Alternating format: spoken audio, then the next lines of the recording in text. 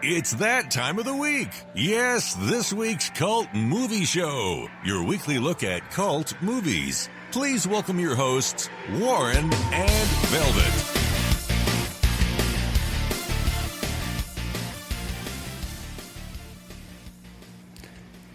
Yes, it is that time of the week again. It is a time for another podcast of the Cult Movie Show with myself, Warren, as always, Velvet. And how are you today, Velvet? I was like, he forgot my name. No, I was just it's all good. going all over the place there. And It's all good. And we Doing have quite fantastic. Don't worry, we can just, it's only been 10 seconds. We can stuff up this early, you know. I mean, hey, we'll probably stuff up at some stage, get it over and done with. So Right. I'm glad you're doing well. And of course, we have a guest with us this podcast. Irish, how are you, Irish? I am great, and I'm excited to be here with you guys today. Oh, no, look, thank you so much for coming on. And look, before we do anything, I have to say I'm a year ahead of you guys. Yeah, you are officially now. Because you're a time traveler. That's right. I can actually tell you what 2017 will be like. Well, that was Since fast. I am officially done with 2016, so I am looking forward to being where you are now. Yes. Well, let's hope 2017 brings us better luck than 2006. Yeah, it was a bit of a hell of a year, wasn't it? Yeah. God, I mean, you know, with nut jobs getting elected and with and so many celebrities passing on, it was just it was a difficult one. And probably the week of Christmas was maybe one of the most brutal of all. Like a mother and a daughter passed away. We were just talking about that off air. Debbie Reynolds and Carrie Fisher, mother and daughter in 1 week. Crazy. Yeah, shocking. Yeah, it was. It almost felt to me as if she sort of died of grief. That's what I was think she thinking. did. Yeah. I believe that her son Todd said just a few minutes before she had her stroke that she had said she wanted to be with Carrie. So I think that's definitely probably the reason that it happened. So, yeah. Wow. But look, enough of sad news and awkward news and all the rest of it. We're here to talk, of course, about some of the most amazing, strangest, craziest cult movies that there are out there. Some of them are actually good, some of them not so good. But of course, we're so happy to have you with us, or to have Irish with us today, because well, you know, you have got so many connections. You've worked on so many films and sort of TV shows. Do you want to just give us a sort of a really brief sort of rundown on your sort of history, with cinema and TV? Well, I started working in the industry when I was about 19 and started working in casting as a casting assistant and moved up that way. And I worked doing that for about 25 years and got an opportunity to work with a lot of really great projects and some really great actors. And it was a lot of fun. I worked on Sheena, the television series. Woo-hoo! And I know that's one of your favorites. I know. And I also worked on HBO's From the Earth to the Moon miniseries that they did, and the movie Instinct with Anthony Hopkins and Cuba Gooding Jr., and a lot of Disney shows, and also Armageddon when it shot in Florida. We did the extras casting for all the people there, so that was very interesting. I mean, there's more, but I don't want to bore you to death. Oh, it's not. Look, it sounds not boring at all. No. I mean, was it from the Earth to the Moon? I mean, that was an amazing series. It really, really was, and it was just an honor to work on it.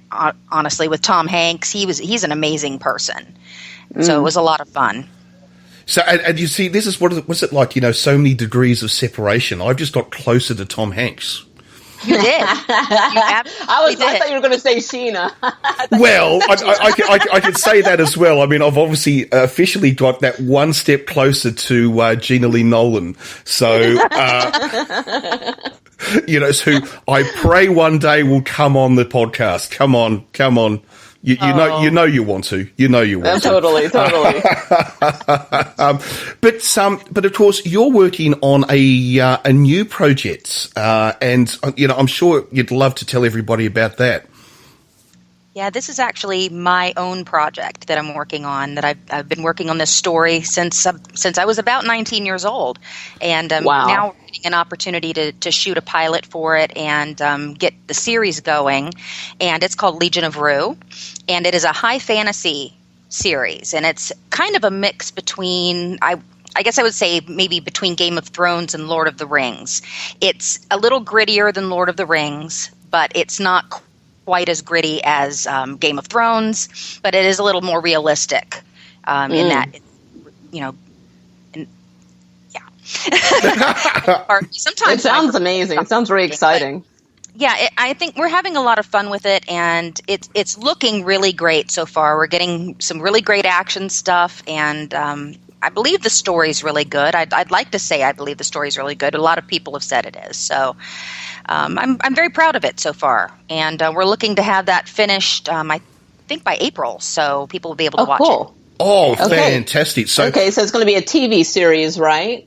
That's what we're looking to do. If we're looking to get picked up, Lionsgate is interested in the show, and if they do decide to pick it up, then great. But if they don't, we have some other avenues to sell the show.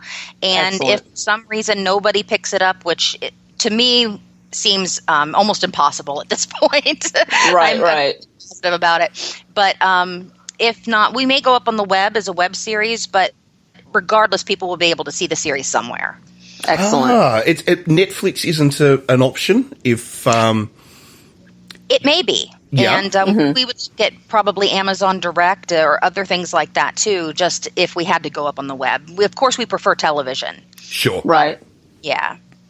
Well, I for one can't wait. I'm really excited because I've seen Irish, we've known each other now for how long is it now?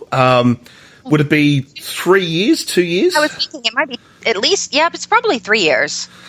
Yeah. So it's been a while, and so I've been watching, I should say I haven't been watching, but I've been seeing all the photographic stills, and all the rest of it that you've been putting up, and it looks amazing. It really does look amazing. I can't wait to see it. Thank you very much. Yeah, I'm always very excited when I get to see the footage played back or with the things that I watch in the monitor, because it's so different when you're just standing there watching the people on set. But when you look through the monitor and you see what the camera is seeing, to me, I'm just blown away. My cinematographer is amazing, and the whole cast is fantastic, and my wardrobe people, and they're just really putting together something beautiful and I think exciting and fun. Oh, brilliant. I love that you have, I'm sorry. I love that you have a website. I love how I cut them off and say I'm sorry and then just continue to cut them off. But I do love how you have I'm treated so badly, aren't I? Oh. Yeah, I just abuse him so badly. Write in and complain. I do love the website that you've set up for legionofrue.com so people can already get educated on the show. Because this is one of those shows that it's definitely going to take a little bit of commitment for the viewer, because I'm looking at this. There's 5 corners of Rue, this, fantasy land, and there's, different types of peoples. And I was just like, wow, I'm already drawn in. I cannot wait to see these characters come to life and see just what kind of adventures you're going to show us. This is so cool. Yeah, I'm very excited to. Right now we're in one part of Rue, and we'll be moving through the other parts as we go along through the series. So I'm very excited to get that done. And we put the website up because it's really important for us to be able to build a fan base before we try to sell the show. Right. Because that's going to give us a benefit with any distributor that's looking to pick us up. So we already have a fan base built up. That's why I built the website, and I do try to put a lot of behind-the-scenes things on there. So if you sign up for free on the website, you can see a lot of the behind-the-scenes action that we do, from the building of the sets to costuming and just silly bloopers and stuff that happen while we're on set. So one of the unique things on your website is I see, like you said, you do have the behind the scenes. There's also casting information. We're casting, view available roles, and submit to auditions. So all those, all the future actors and actresses of the world might, well, not all of them, but quite a few of them might be getting their start on Legion of Rue. How cool is that? They could, the one thing that I learned while doing casting for so many years is that you can never you find talent in really unexpected places. And I don't always like to go through the main channels because I've been able to find some amazing people that have never acted before in their entire life, but you get them into costume, and you get them out on set, and they just blow you away. Nice. So I don't want to always have to go through agents and things like that. I sometimes just want to help people, reach that goal that they have of doing something different. So that's why we look for casting opportunities for people that aren't necessarily through the normal channels. And I've been very pleased with the people that we've gotten in doing that. So we've had people from both sides. Yeah. Awesome.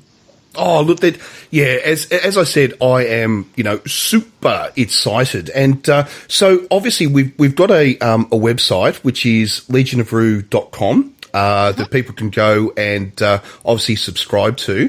There is now also, does the show have a Twitter address? It does. It is at Legion of Rue.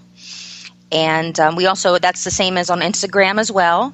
And then on Facebook, it's facebook.com/Legion of Rue. And even have Tumblr. So, there's a lot of people on Tumblr. Do, yes. So, yeah, you got all the main avenues covered. So, yeah, if you want to find Legion of Rue, just pick your favorite social media and you'll be able to find them. Yeah, and we're looking to doing some live streaming on Periscope, too, the next shoot. Oh, cool. Oh, yeah. Wow. Oh, that is cool. That is really cool.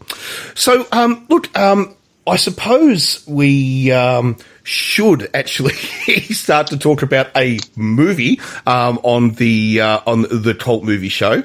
And did I mention that this is podcast 26? I don't know if I actually said that. You did now. I did now, because I always forget or I say the wrong number or something. All right, but but of course it is the New Year's Eve show. So so I don't know. Are you sort of sitting back with some donuts and champagne, Velvet? You know what? I actually did my drinking and eating yesterday. I went for champagne and pizza yesterday because I was like, I didn't want to be plastered for my podcast. So I was like, I'm going to celebrate one day early. That's so funny. You had champagne and pizza because that's what I'm having this evening. So. Oh, brilliant! Nice. Brilliant. Yeah, the universal party food, right? It must you can never go wrong with pizza. Well, I have to admit, that last night I actually did sit back to some lovely brie cheese and a very, very nice scotch. So it was absolutely lovely. Absolutely lovely. Nice. So, that's the way to see the new year in. Yeah. Before all hell explodes with fireworks and and all the rest of it. Yours sound a little more highbrow than mine. Well, I'll put it to you this way. Remember, I'm Australian, so fireworks are illegal in Australia. So only the government is allowed to do, firework displays. So when they do them, they pretty much, you want to see Sydney, for instance, on New Year's Eve. The entire Sydney Harbour Bridge gets turned into a giant fireworks display. Oh, gosh. It's cool. It's quite amazing. I have to admit, I'm from Melbourne, so I'm not a huge fan of Sydney. No, sorry, Sydney guys. No, you're a great city. But it was like I think I've said before, in Godzilla Final Wars, when Godzilla actually trashes Sydney, Melbourne audiences stood up and applaud, in the cinema.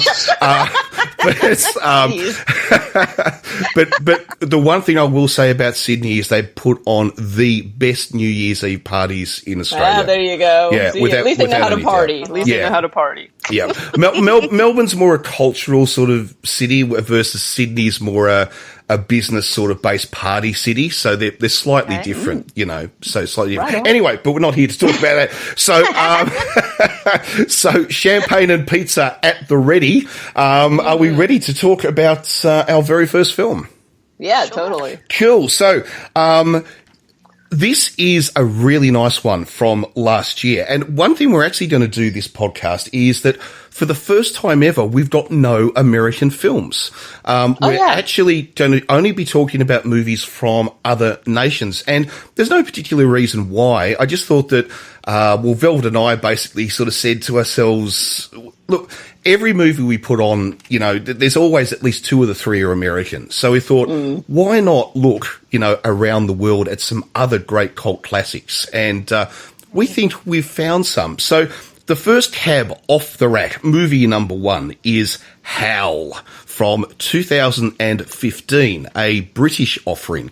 And I have to admit, I really like this film. It's a werewolf movie where we basically have a group of train travellers. It's a small intercity train which it basically breaks down when it hits a deer, and it gets trapped in the English countryside in a British forest. And they find out very quickly that there are other creatures living in this forest. And, of course, it turns into a classic sort of werewolf, survival movie, as in who will survive and who won't survive. So, look, what did everybody think about Howl? Because I have to admit, I loved it. I really did. I loved it too. I thought it was really good. And I was also very surprised to see, and I can't remember the actor's name, but the gentleman who played the driver is the Sean gentleman Pertwee. who plays Sean Pertwee. Yeah, though he plays Alfred on the new Gotham series here too. So I thought that was really cool to see him, even though he didn't have any lines in the movie. Yeah, and it was like a 2.5-minute role. That was really odd. Yeah, yeah. Why the hell is he even in it? Six paycheck, I guess. I don't know. I was happy to see. I think I actually know the answer to this question. Why was he in it?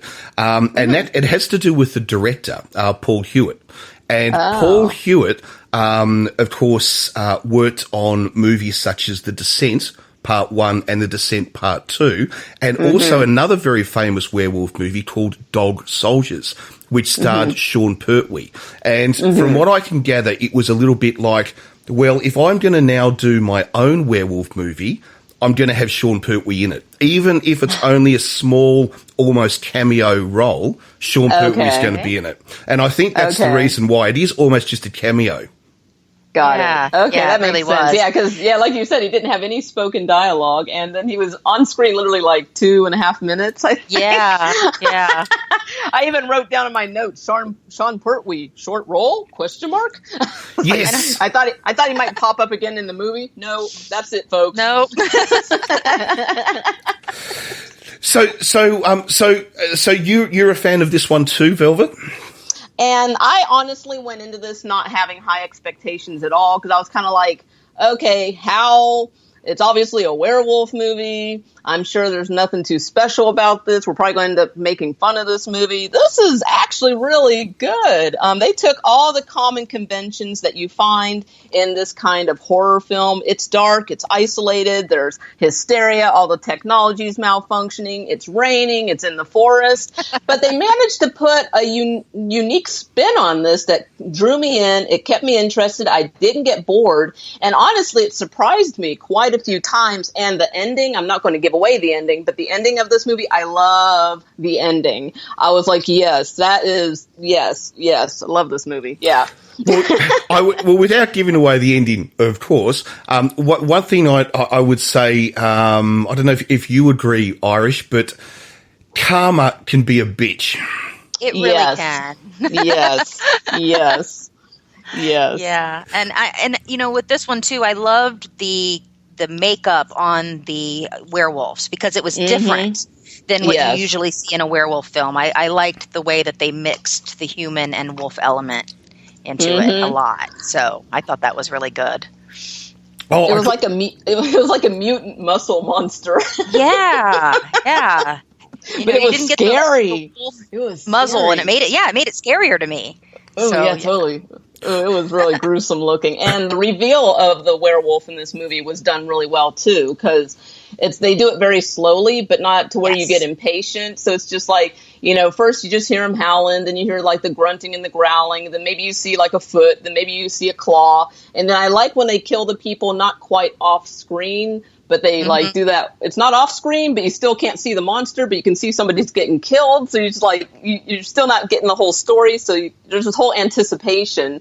And then when they finally reveal the werewolf, you're just like, wow, that doesn't look at all like what I expected. Yeah, not at all. I did love the way they just showed us little bits and pieces of it for such a long time, because it did really build the suspense for me on what was going to happen and what they looked like. So yeah, I agree completely. Oh yeah, the costuming and everything in regards to the creatures themselves.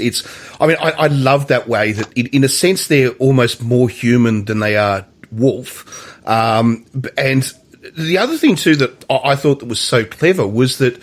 If you compare the werewolves in this to, let's say, Dog Soldiers that we mentioned before, which is another obviously very iconic sort of cult werewolf movie from Britain. In Dog Soldiers, the werewolves look more like giant wolves, where in this, they're, as you're saying, you can see the human origins, of these creatures. And the other thing too I liked is they changed that idea that they're not shape-shifting the way that we often traditionally think of werewolves. Mm-hmm. Right. Did you like that, or did you think, no, I really think that they should be shapeshifters? No, I really liked the choices that they made with how they brought it to life. I don't want to see something in every movie that's exactly the same as all the other movies that I've seen. So I really liked the choices that they made.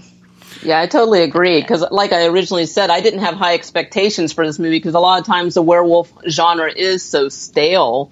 And this is a really good new perspective on it. And I like that they didn't beat it over your head that, oh, these are werewolves and this is how you kill them and these are the rules. Like, they totally kind of threw all those rules out the window. And I did like that it wasn't just, it's kind of, I don't want to spoil too much of the movie. We always have minor spoilers on here, but I want to just say, just because the moon's out and the moon's down and the sun's out doesn't mean that you're not going to be a werewolf anymore. Yes. Yes, I like that they changed that up, and I was kind of like, oh, I wasn't expecting that, because you think the movie's ending and you think, oh, the sun's up, everybody's safe. That might not be the case. You're gonna have to watch the movie and find out. But what do you guys think of the characters in this movie? Well, I was going to say the thing that I really like the casting and the writing for this, because if you look at the train, although it could be argued, except for one British Indian character, it wasn't really a true representation of British society. Where's all the Muslims? Where's the black people and all the rest of it? But it was culturally, though, it was a very realistic sort of breakdown of British society, I thought. We had the pensioners, we had the poor person trying to build their way up, we had the very wealth professional who didn't give a shit about anyone except for himself, we had the single mother trying to get back into the workforce, we had the young 18-something female who basically carries on like she runs the world. Everyone, I just wanted to slap that girl. Yeah. I know, right? She's like addicted to her cell phone. The world revolves around her and her cell phone. Yeah, and totally. And so I thought it was a really good sort of interpretation of society around us. Yeah, I agree with that. I think they did have a little more diversity in some of the early characters that were on the train before they got to the main part of the film, but they, I guess, had gotten off the train at stops before the action actually started. So that's true. Yeah, this movie had some effective jump scares, but that's not saying much because I'm very easy to jump scare. The little chihuahua at the beginning got me. I'm like, oh, nice bonus points for the chihuahua jump scare because, that got me. I was like, oh, it's already starting. Then I'm like, oh, it's a chihuahua, and I jumped. Yeah. So did you find that with the actors in this, that the ones that we were meant to feel sympathetic for, or the ones we were meant to hate, that they pulled it off? Like, you really did dislike this character, but you were cheering for this other character? Yes, and the one gentleman who had the two sets of keys. Oh, I call him the alpha male. Yes. I thought they did a great job of piecing together who he was through the dialogue and through those little things. And then I wasn't very surprised what that turned into in the end, but I think they built it up very well through the whole thing. So, and I felt very sorry for the pensioners. Oh, God. Yes. Oh, I know. That was so sad. They were such a sweet couple. And that was so sad. I like, I found myself flip-flopping on a lot of the characters. A lot of the characters I originally didn't like, and I was just like, oh God, I can't wait till this person guys. Then I actually started feeling sorry for them, and I'm like, oh, I hope they get out of there. Because then they would show that softer side of their character, and you're like, oh, okay, that person's not always a pain in the ass, or that person's not always a stone cold bitch. Like, I was like, oh, I hope they all get out alive.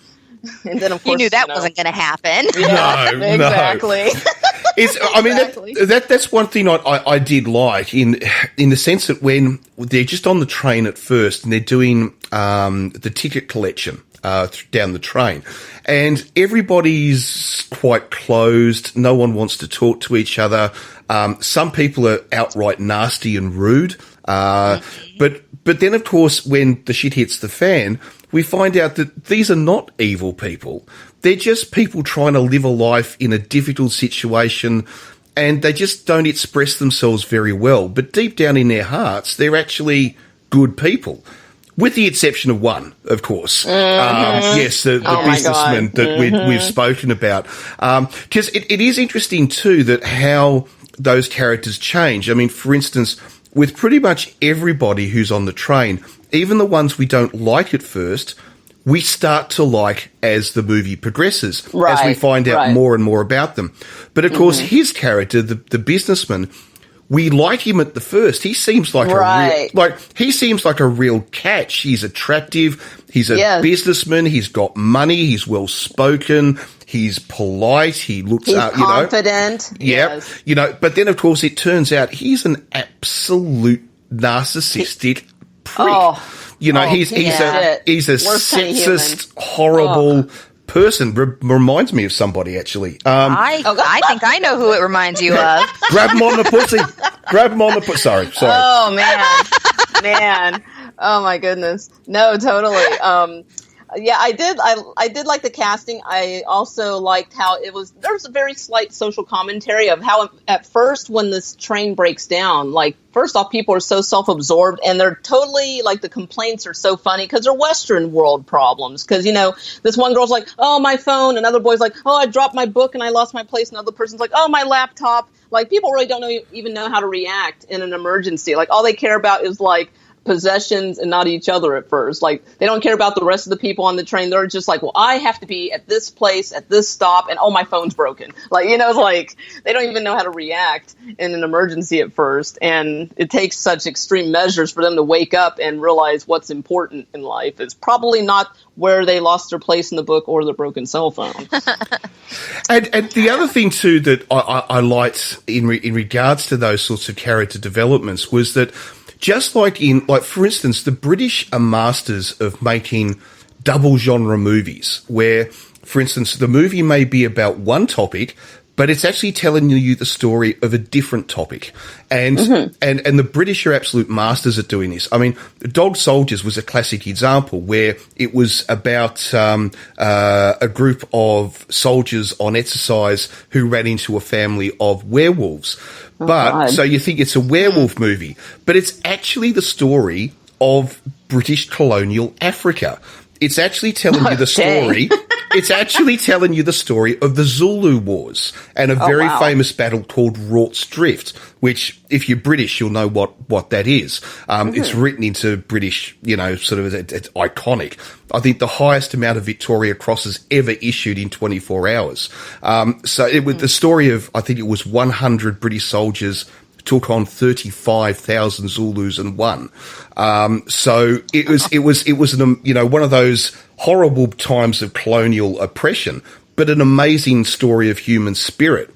And this movie, in some ways, tells that same sort of tale. And I think it's interesting that the two directors, they've got that sort of similar look. I mean, for instance, if we look at this movie, the heroes, the two big heroes that come out of this is, of course, the engineering student and the guardsman, the train conductor, I suppose you would call it, and who are just ordinary working class people who are trying to survive in a world, but they turn out to be the heroes, not the business people, not the whatever. And that's like the story of Britain, like in World War II. It was the Cockneys from London who stood up and, they saved the country. And I think there's a lot of that in British filmmaking at the moment. Oh, end of story. God, I talked too long. Sorry. I love how you're always able to find the historical aspect and bring it into the pop culture of the film. That's always cool. I did like the good gore effects in this. Really well done. This film can get quite gory at times and done really well. I never got distracted and thought, oh, that looks fake. Like, it always drew me in, like, ooh. Yeah, it made you, I thought like, the cringe. was great. Yeah. And oh my God. And not to, again, minor spoiler, there's a scene where a woman is ill and she is vomiting and she's vomiting teeth. I was like, wow, that's brutal. Yes. And I was just like, oh, this movie's, I was like, wow, that's really intense. I was like, and I love how people are like, oh, she's sick. And I'm like, yeah, you think? Yeah, she's definitely sick. Well, the thing I did like about, if we're going to go into the blood and gore component, is that the difference with this film is that there's actually not a huge amount of gore. Most of it is actually blood. They actually hide a lot of the gore. Yeah. So you actually see it from a different perspective. So you don't actually, yes, we do see some axes flying into werewolves and all this sort of stuff, but we don't really see things being disemboweled that much. It's more, no, can't be say of it. We have a young girl hanging from, there is some guts. There's some guts in this movie. but you sort of get what I mean, is that there's a lot more blood in this rather than gore. Yeah, I didn't think that they used gore for gore just for gore's sake. I thought it was done well. I thought I agree. It meant something to the story when it was happening, and it wasn't just let's be as gory as we possibly can and show as much blood and guts splattering everywhere, which you see in a lot of those types of films. Yeah. So no, I thought it was well done too. Yeah. Absolutely. The other thing, I was going to say, the other thing too is that, of course, we talked about Sean Pertwee. Of course, worked with, of course, Paul Hewitt before in Dog Soldiers. But, of course, the other one who worked with Paul Hewitt across 2 movies was, of course, Shauna Macdonald. And Shauna Macdonald plays the single mother, the Scottish single mother. And, of course, she was, of course, in Descent 1 and Descent 2. She's actually the star of those 2 movies. So you can sort of see the connection going there. But one of the things I loved about her character, which is so different to her in The Descent, where she's basically just totally kick-ass ninja, she will just fight and kill everything, is that in this movie, she's so overtaken by fear. She cannot fight her fear, no matter how dangerous the situation gets. She turns out to be quite a lovely person, but she cannot control her fear. Right. And I like that, because so often, in these movies, characters, they find the way. They find the way to stand up. But it was nice to see a character, as hard as she tried, she just couldn't. Yeah. No, all the acting in this movie was actually quite top notch. All the characters were very believable, and just the whole fear response, just the whole flight or fright fear response was really good. I especially like the scream kill. I won't spoil that one, but I like it when they show somebody like in a total rage killing something and they're actually screaming their head off. Because in so many movies, people are just kind of like too calm when they're committing a murder that's literally life or death. And there's the one character is like screaming his head off and just going crazy, and he's killing something. I think you can figure out what it is, since it's a werewolf movie. But I was like, whoa, that's really intense. And it was from a character you didn't expect to have that kind of reaction, to actually step up and save the day like that. I thought it was funny too. Later, he mentioned to another character that he was sorry for the screaming and and what had happened. Yes. Really, you feel like you need to apologize for that. But did you see him grow a pair of balls when he did that? I was like, that was a life-changing moment for him. It's a shame he didn't get to enjoy it longer. Oops, spoiler. But The other thing I was going to bring up is, were you guys really spooked out by the werewolf eyes? Ugh. At night? The entire werewolves period creeped me the fuck out. They were so gruesome looking. I was just like, whoa, these are... I would die on the spot if I saw something like that. I would just instant heart attack. Those were really gruesome looking. Oh, no, go on, Irish. Sorry, I cut you off. I was just agreeing, because I think the eyes initially were something that got me. You know, it really was like, oh, okay, it looks a little different. That's pretty scary. But then when there were just so many eyes. Yes, I know. That caught me totally off guard. Now. Yeah, that caught me totally off guard because I thought this was just going to be a werewolf movie. No, this is a werewolves movie, and I was just like, "Oh my god, this is so scary." Oh yeah, it was a bit like, was it Children of the Damned? You know, yeah, without the white hair. Yes, yes, werewolf Children of the Damned. I did like how they kept doing the aerial shots to establish the isolation. Like they kept driving it home that this train is like stuck in the middle of a forest and like technology is not working. Cell phones have no reception. They can barely, use the emergency phone on the train to contact headquarters to let them know, hey, we need some help. They kept driving it home that, these people are really kind of stuck in this situation. I always love to in a movie when they use an isolated location like that because it really makes it a more intimate setting and for shooting purposes, to have one location basically when you're shooting a film is a great thing. That's been one of the things with our show that we've had some trouble with is finding all the right locations within the area that we're in. But when you can put everybody in a train or inside of a pyramid or inside of a cave through the whole movie, I think it works really well. So I thought it was great that they did that. It also adds to that sense of urgency because it's almost claustrophobic. So even though, yes, they're on the train and everybody has, seating available, the fact that they're all confined to that one area adds to the hysteria. And it's really easy for people to step on each other's nerves and just like egg each other on. And I was just, I really love the whole isolated, crashed or not crashed, but not abandoned. What am I trying to say? It doesn't work. The train doesn't work and they're stuck train. That's what I liked. It's broken down. And of course, as a train spotter, as everybody knows, I am. Yes. The train was a British DMU. So there you go. Okay, we should have known he would have known bit that of little trivia piece of there. trivia. Yes. So I just had to throw that in. But the other thing too is that being British, which was very nice about it, of course, no guns. So they've got to defend themselves with whatever they can find on the train. And I thought that was very nice. No guns here, so no easy kills. This is, if you're going to fight a werewolf in this, you've got to get up and close and personal. Yeah. Yeah, and this train really had very little comic relief. I mean, they did have the one character, the overweight passenger, who for half a second, he was like our comic relief, but other than that, this was a really intense. This movie had me on the edge of my seat. I was just like, and the other thing too is we don't really get to notice it more, we notice it more at the end where we sort of start to really understand that this is a family of werewolves.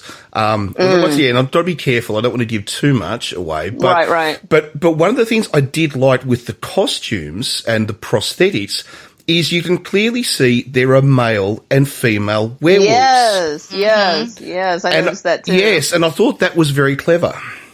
Yeah, that was interesting. And I like that they were not cookie cutter werewolves, as you've mentioned, because like when you first see the werewolf reveal, you think that's how they're all going to look. They all have a very unique look to them. There's definitely not a cookie cutter werewolf.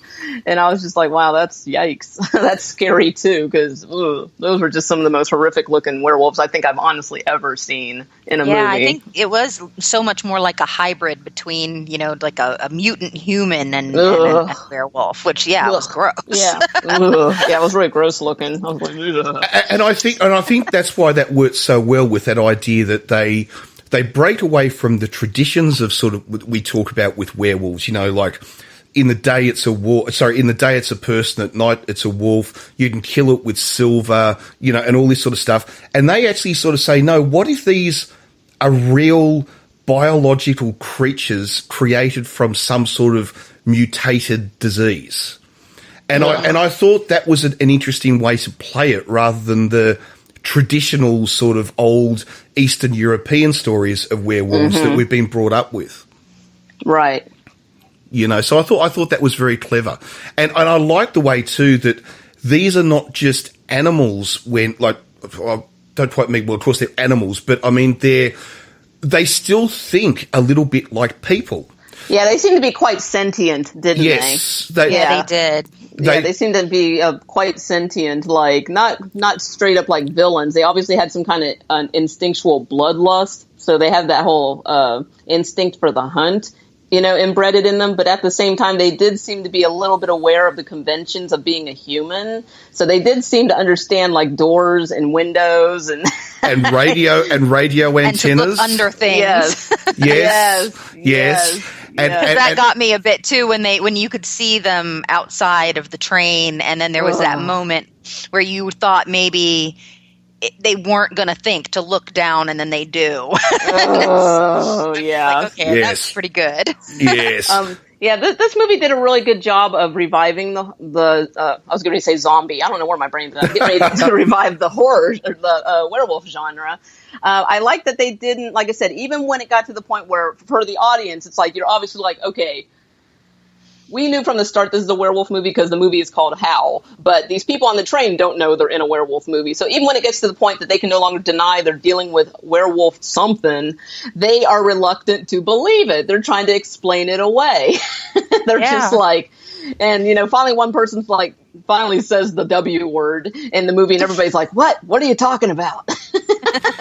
It's like, come on now. Oh my goodness. And the other thing too is that, once again, I've got to be very careful here, is that we learn something at the end of the movie, and I'll just say about the way that these type of werewolves reproduce.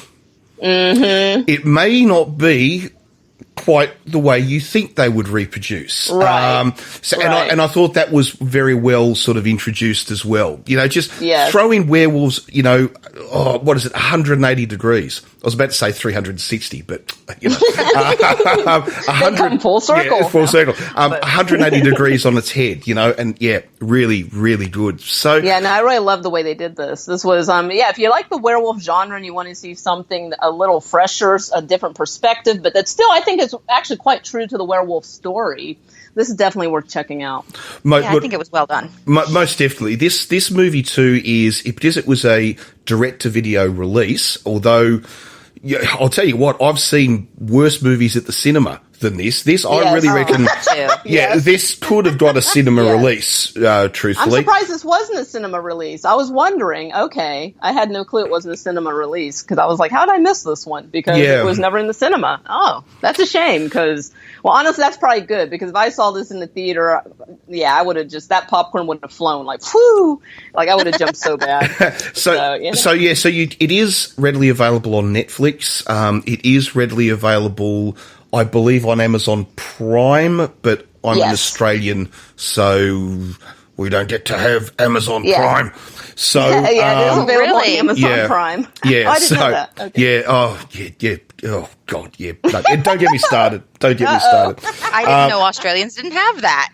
I believe it's. Well, now we know. Yeah, I believe they are going to change the rules, or they have just changed the rules or something. But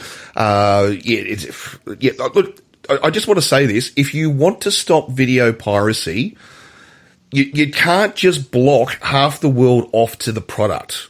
Oh, gosh. Is it Australians are the ones doing all the pirating? I was going to say. Har, I am the video pirate. Har. No, I wouldn't do that sort of thing. I'm totally against video piracy, as you know, Velvet. I mean,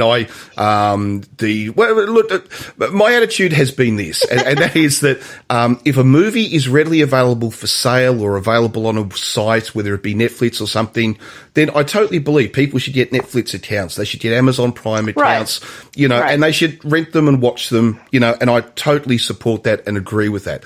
But if you're going to take a movie and put it out of production so nobody can find it, if people have got pirate copies doing the rounds of the internet, don't complain, guys. You chose to take it off the market.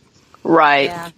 Also, if you're going to produce a film and only allow it to be viewed in one country, don't complain when the rest of the world pirates it, Right. Make it available to everybody and then get your money. Anyway, enough of my rants. So, Warren, if we're going to rate Howl, we're going to rate it. If we're going to rate it. Yes, now, I don't know if you're aware, Irish, but we rate everything in Eric Roberts points because we're great lovers of the B-grade movie king, the king of cinema himself, Eric Roberts. So I'm actually going to give this 4.5 Erics. I reckon this is really, really good. The cinematography is great. The special effects are great. The story keeps you held. I love the way that the whole idea of werewolves has been turned on its head. Yeah, absolutely. 4.5 Erics from me. 4.5 out of 5. Lovely. Okay, I'm probably going to give them the same score unless you guys can sway me. I have just a minor little story error. Maybe I just missed it, so I want to run it by you guys really quick. So, long story short, the train initially comes to a halt because it hits a deer, and the deer gets stuck in the wheels. Pretty gross. Ew. So, right? So the train's stuck because of that, right? No. But then later they're like, oh, well, we need to fix the gas leak, and we need to fix the gas leak so that the train can get going. So I'm like, okay, you fix the gas leak, you still got to get rid of the deer. Well, they never got rid of the deer. I hate to say this, but a 50-ton train would probably be able to run over what's left of the deer. It's actually the gas leak, which is why the motor stopped working, because they can't build up pressure. Okay. That's all right. Well, yeah. then, that changes my score. I was originally going to give this movie 4.5. It's going to get 5 out of 5 Erics. Oh, that's very impressive. All right. Yeah. All right. 5 out of 5 Erics for this one. So Irish, how many Eric Roberts points out of 5 would you give this? I'm going to say I would have to split the difference between the two of you and give it a 4.75 Eric. Oh, wow. That's still pretty good. I'm not going to go as far as Velvet did to say it was perfect, but I was very impressed with it. I thought it was a very good movie. So, and I loved the actors and the setting, and I thought the makeup was great. So, I really couldn't find too much wrong with it at all. Excellent. Fantastic. I mean, and that's the thing too. You know, we often forget that British and European cinema doesn't quite have the budgets available to it that American cinema does. So when they can pull off a product like this, you know, I just have to say I'm so impressed. Absolutely. And I'm surprised this was a straight to DVD movie. I can't believe it. What a shame. This definitely should have gotten a theater release. That's a shame. Oh, look, I totally agree. Yeah. All right. Well, we will take a quick break and we will be right back. It's time to get excited, short film fans. It's mini movie review time. It most definitely is. It's a mini movie review time. And we've got, I think, a good little one here. Who's going to give a quick rundown of this? Well, you actually found the mini movie this week, Warren, so I'm going to let you take the bull by the horns and steer it. Okay, all right. Well, this is just a, obviously, mini movie. It's a short film, and from Ireland, the Republic of Ireland, as in ERA, this week, and it's from 2008, and it's called The German. And it was written and directed by Nick Ryan, and it actually won quite a lot of awards when it was actually first shown at the Cork Irish Film Festival. And it's the story of our movie basically starts with a dogfight between aircraft and bombers, and, you know, it's all done with CGI during the Second World War. And after seeing one of his comrades get shot down, we end up in this duel, this sort of between these two pilots, one British and one German. We'll just say they get into this huge dogfight battle, which then will end in a very, very interesting way, is probably the best way to describe it. I've got to be really careful here because I just don't want to give too much away. Right. I suppose we can say that this movie doesn't end in the air. Okay, it actually we're going to have to give a little bit away in this one. We're going to have to give a little bit away, but it doesn't end in the air. The two of them basically will crash, and then, in fact, I think in many ways I'm going to have to give the whole lot away. Otherwise, the movie's not going to make too much sense. It's only 9 minutes, so. It doesn't really matter, guys. Or I can cut you off if you're worried about telling too much. But basically, like you said, the two crash, and now we have the German soldier and the English soldier, and they're going to be on the ground, and they're doing some hand-to-hand combat. But then there's a twist at the end, and it's another one of these mini movies where the ending makes the movie, and this movie also has a message. There we go. There we go. It does. I'll just say this for anyone who understands national boundaries. The movie. Oh, don't say it. I'm just going to say. No, I'm not going to tell everyone what happens. I'll just say where the movie starts isn't where the movie finishes. There you go. Mm-hmm. There you go. How about if I just say that? How about it? And people that's can good. start That's to good. work their way. So, what did everybody think? I enjoyed it a lot. Can you believe this? Sorry, every week this happens. We got phones ringing, business as usual at the Cult Movie Show. Phones are ringing off the hook for donations to be our sponsor. I cannot believe it. I cannot believe it. Okay, all right. Sorry about this, guys. No problem. I can't mute this stupid phone. Anyway, sorry. Irish.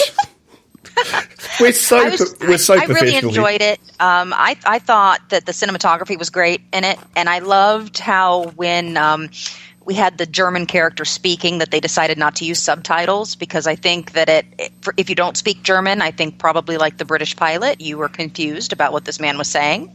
And I thought it was an interesting take on it. And I will say the very end of it, the information that it gives, I was surprised about. I didn't know. So it taught me something at the end also. Yes. Yeah, I have to agree with you. I also did not know about the ending. So the history sleuths won't be surprised, but people like me who are not too hip on their history, I'm always easily surprised when you throw in some true history. And yeah, that's a really interesting message at the end of the movie. I also agree with you, Irish. I like that they did not use subtitles for the German speaker, but I wish, I mean, this is just me nitpicking. I actually speak fluent German, and the fucking guy they got to speak the German had the worst German accent. He really did. He did not sound German. It was obviously a guy who does not speak German speaking German, and it took me out of the movie for a second. And I'm like, oh, that's a fucking shame, because any other person who doesn't speak German is not going to catch this. But I was so annoyed because I'm like, you're pronouncing it wrong, and open your mouth. You sound like you have bubble gum in your mouth. It took me out of the movie for a second. That's just me nitpicking. But I do agree it's good that they didn't use subtitles. So for people who don't, speak German, they're not going to catch that the guy didn't have a good German accent. And they're going to be like, oh, who knows what he's saying? And I'm like, well, I know what he's saying. He's saying, please, please don't. And then he's like, my name is Friedrich. And you're like, okay. Anyways, but what do you guys think of the CGI in this film? Well, I would say it was every bit of as good, if not better, than a lot of the stuff I've seen come out of Hollywood. Yeah, I'm surprised, honestly, to hear most of it was CGI, because I was thinking, wow, they shot this really well. So I think it would be probably pretty difficult at this time in 2000. Well, when was it? 2008. To have actually have got 100 German and British planes. Probably so. I mean, mostly the dogfight itself. You never know on a short film whether they have the budget for CGI or whether they're going to actually go out and try to shoot it.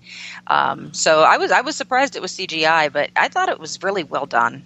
There was some stuff. I mean, for instance, a lot of the shots inside the aeroplane, those are real. That's actually a guy obviously sitting in there. I mean, I don't know how they did it. They probably just went to an historical association or something like that, so they could film those little bits, and then of course, CGI around it and so forth. But it worked extremely well.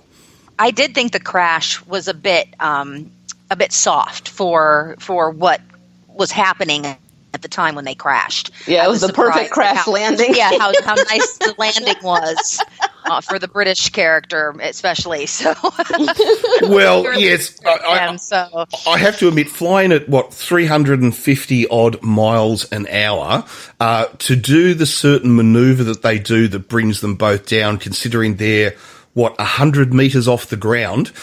Yeah. I'm not too sure they would have walked away from it, to be truthful. That was me. I thought, that's a little suspect, but it looked nice. The dogfight looked great. Yeah.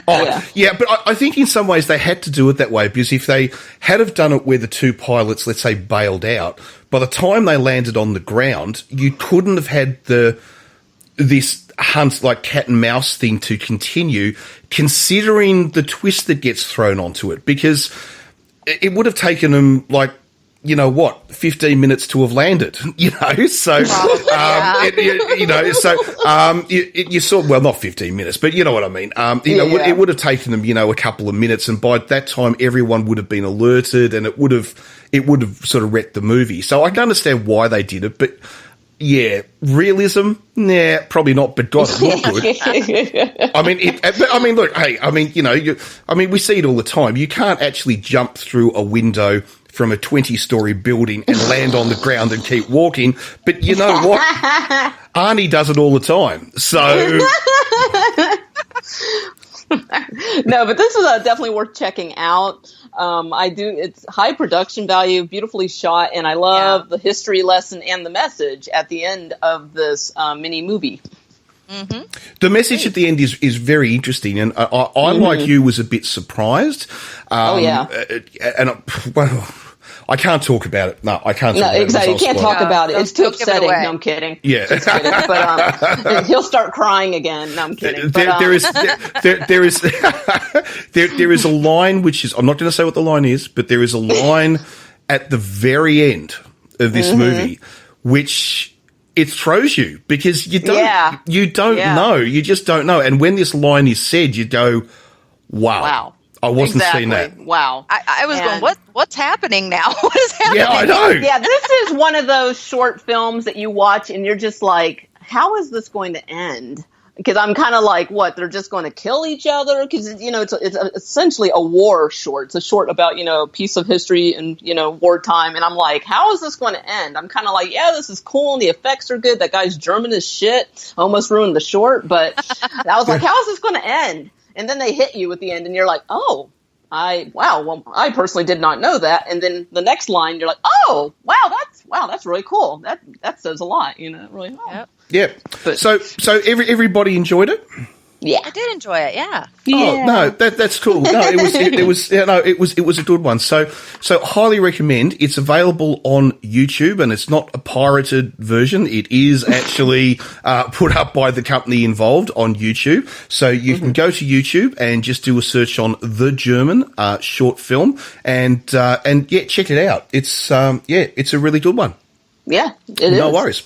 All right. 9 minutes. Yes, 9 minutes, so it won't take much out of your life. It won't take much out of your life. On your coffee break, just fire it up and learn something new and, enjoy some visual art, and you're good to go. Yep, absolutely. All right, so look, we'll just take a quick break, and and then we'll be right back.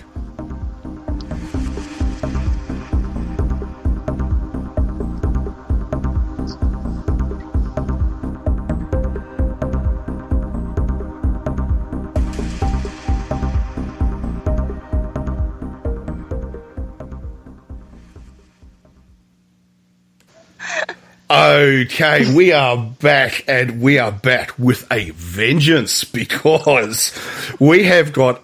Now, this is a true cult classic. There is absolutely no doubt about that. And it is Turkey Shoot from Australia in 1982. And this is, oh my God, all I can just say about this is so bad, it's good. This is, I'll get into why this truly is a real cult classic in a moment. But yes, from 1982. And if you haven't heard of it called Turkey Shoot, you may have heard of it under its other release names. It was released in the United States as Escape 2000, and it was released and it was released in Britain as Blood Camp Thatcher. Oh. Now that's not Thatcher, the Prime Minister at the time. A lot of people get confused that they think, it's a statement about Maggie Thatcher. No, it's not. It's because the guy who runs the camp is called Thatcher. So, that just happened to be a coincidence. But a lot of people at the time, if you've seen his film, saw it as, I get why. But we'll get to that in just a minute. So it's basically the story of it's a futuristic world, if we would say, but not meant to be that far in the future, where basically fascist regimes have taken over the world. And so, of course, anyone who speaks out or doesn't quite do the right thing or complains about the government or any such thing, of course, gets sent away to basically concentration camps. And in these concentration camps, they're basically supposedly rehabilitated. But, of course, we know that as we know the history of these sorts of events before, that's not what really happens. People are basically just used as animals and murdered and all the rest of it. So it tells the story of three people who get sent off to this work camp, and they then get given an offer, which is that they can escape and return back to society if they join in a hunt. And the hunt is run by all these rich corporate types who are part of the government. They sort of work with and for the government. They're the business people. They're the people who run the public services, like the departments and so forth. And they come along to these camps to do a little bit of hunting of people. And actually 5 of our characters will be sent off on this hunt where the people have to try to basically hunt them down. And our people, will they survive or won't they survive? And it's a very interesting little story, but filmed very cheaply, I have to say. But remember, this is from 1982. This everything was cheap. And remember that this was right at the tail end of the what's referred to as Ozploitation, Australian exploitation cinema, that basically ran from the 1970s through to the mid-80s before Australian filmmakers basically said, nah, we're not going to do that anymore. We're going to actually start making real movies.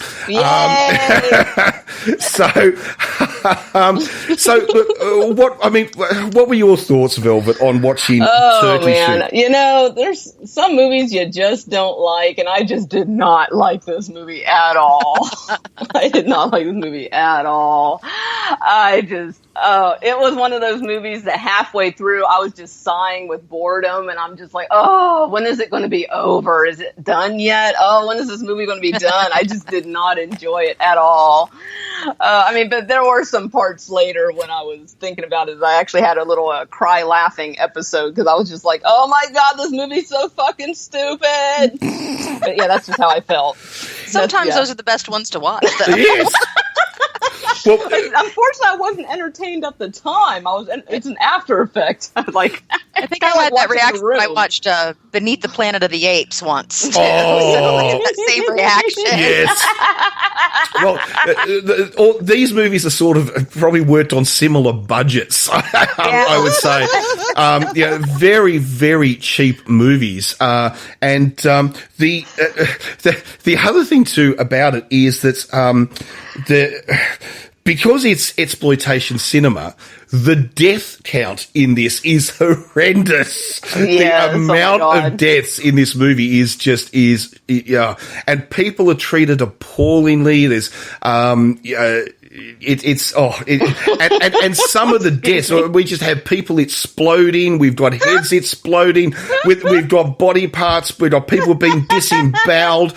We've got people being killed by, was it a bulldozer? My God. It's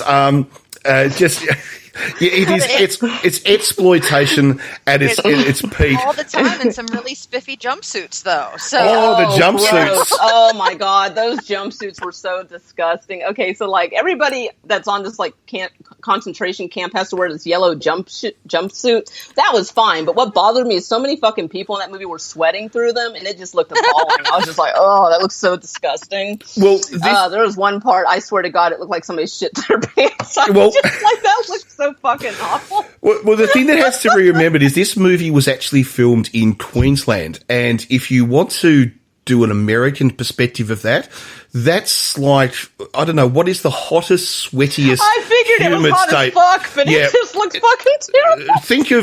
Think of, what is it, Florida, right? Sorry, right? I'm having a laugh attack. I'm just gonna mute myself. So imagine walking around, at the height of summer in Florida when it's the hottest, stickiest or whatever, and you're in a nylon jumpsuit. Oh, I hear that's a problem for a lot of the people that work at Disney World. Yes, of course. Oh man, I just yuck.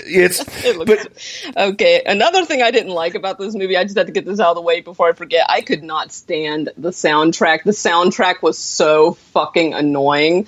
There was one part where it literally sounded like somebody was just twanging a rubber band. It was just like bang, bang, bang, bang, bang, and I'm like, oh my god, this song is killing me. I couldn't stand the fucking.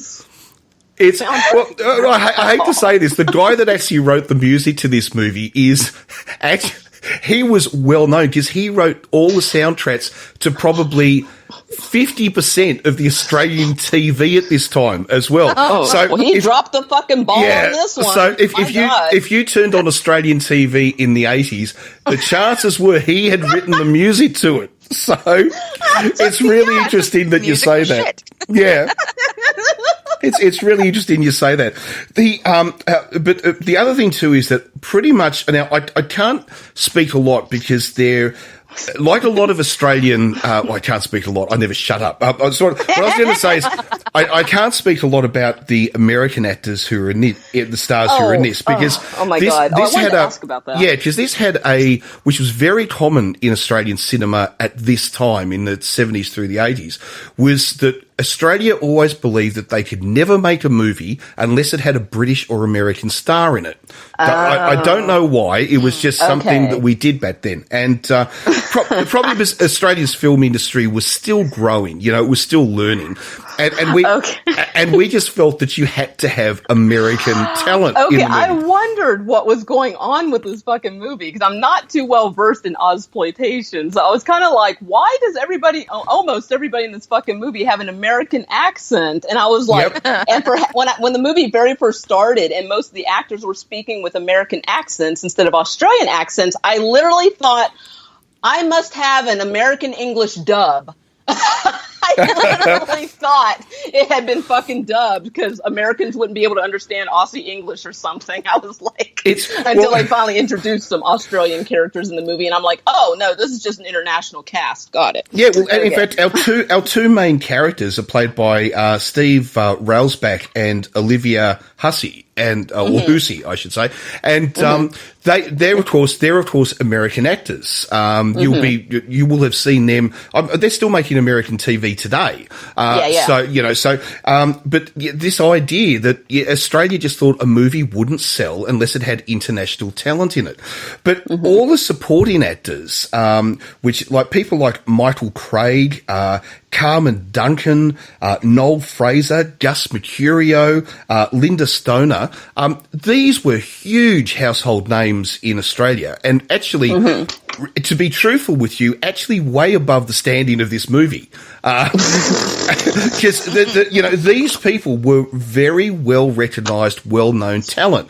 They were on your TV sets every night. And so it was very interesting to, they gathered quite such a well-known cast. And the other thing, too, is that Linda Stoner is the blonde in this movie. Now, she was not only a very well-known Australian actress at the time, but she was also a pin-up girl for pretty much just about every Australian teenager. I can see why. She was gorgeous. Yeah, through the 80s. And so she was a big card, to sort of to have in this. And of course they got her to show her bum, so that was, so the teenage boys were there sort of like, cheering and, all the rest of it. Oh, is that what they call it? Cheering? Cheering, But I think the other thing too is, in all honesty, and I love you, Linda, but I think trying to get Linda Stoner to do an American accent probably wouldn't have worked. So she just stayed as as an Australian. Right on. But that's the story behind the casting anyway.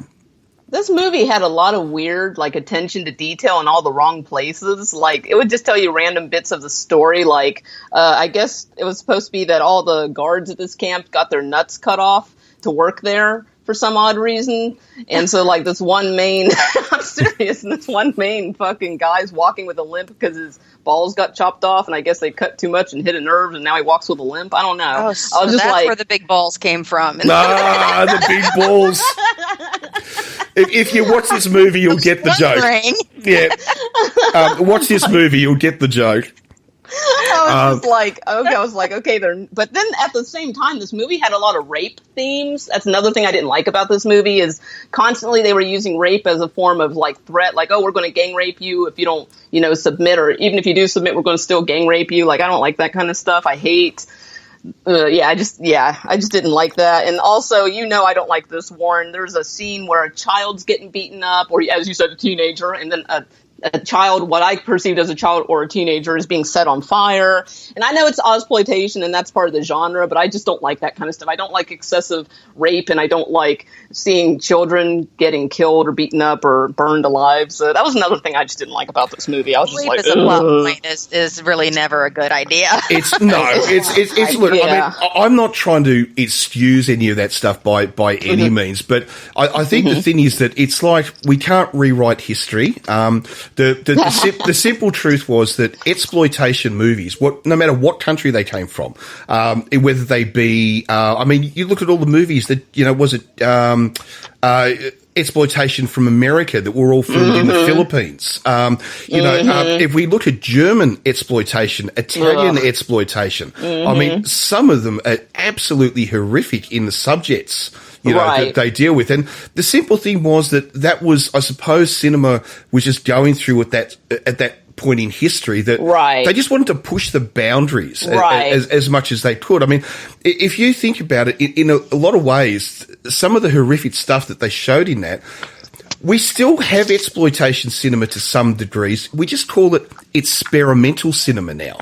Or we call it torture porn. We call it torture porn. I'm serious. I'm serious. Stuff like Hostel and stuff where, that's what the basis of the movie is torturing people and in gruesome and graphic ways, and, using all the special effects and the prosthetic blood and, intestines popping out and all that fun stuff. Movies like that, honestly.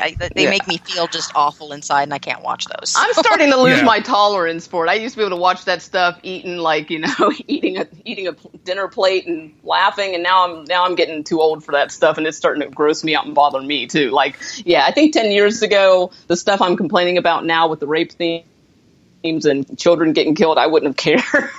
I don't, just because, I don't know, when you're younger. That's what happens just when we become old curmudgeons. Yeah, you get older. Yes, you get older. I know. Start developing a conscience, that's terrible. Yeah, but but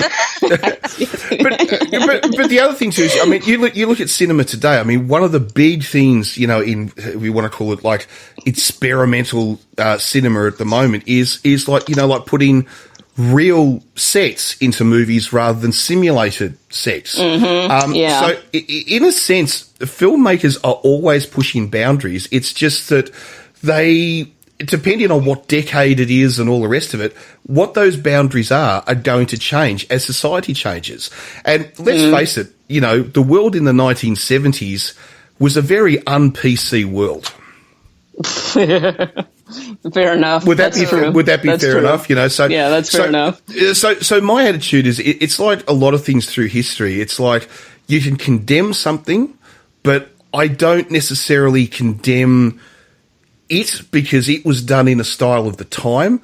That makes sense. I would condemn it if it was done now. I mean, like, okay, fair enough. Yeah, does that make sense? Argument. That's a good argument. Yeah, no, that totally makes sense. Okay, I have to ask this. Okay, so one of the few Australian sorry, I'm gonna laugh.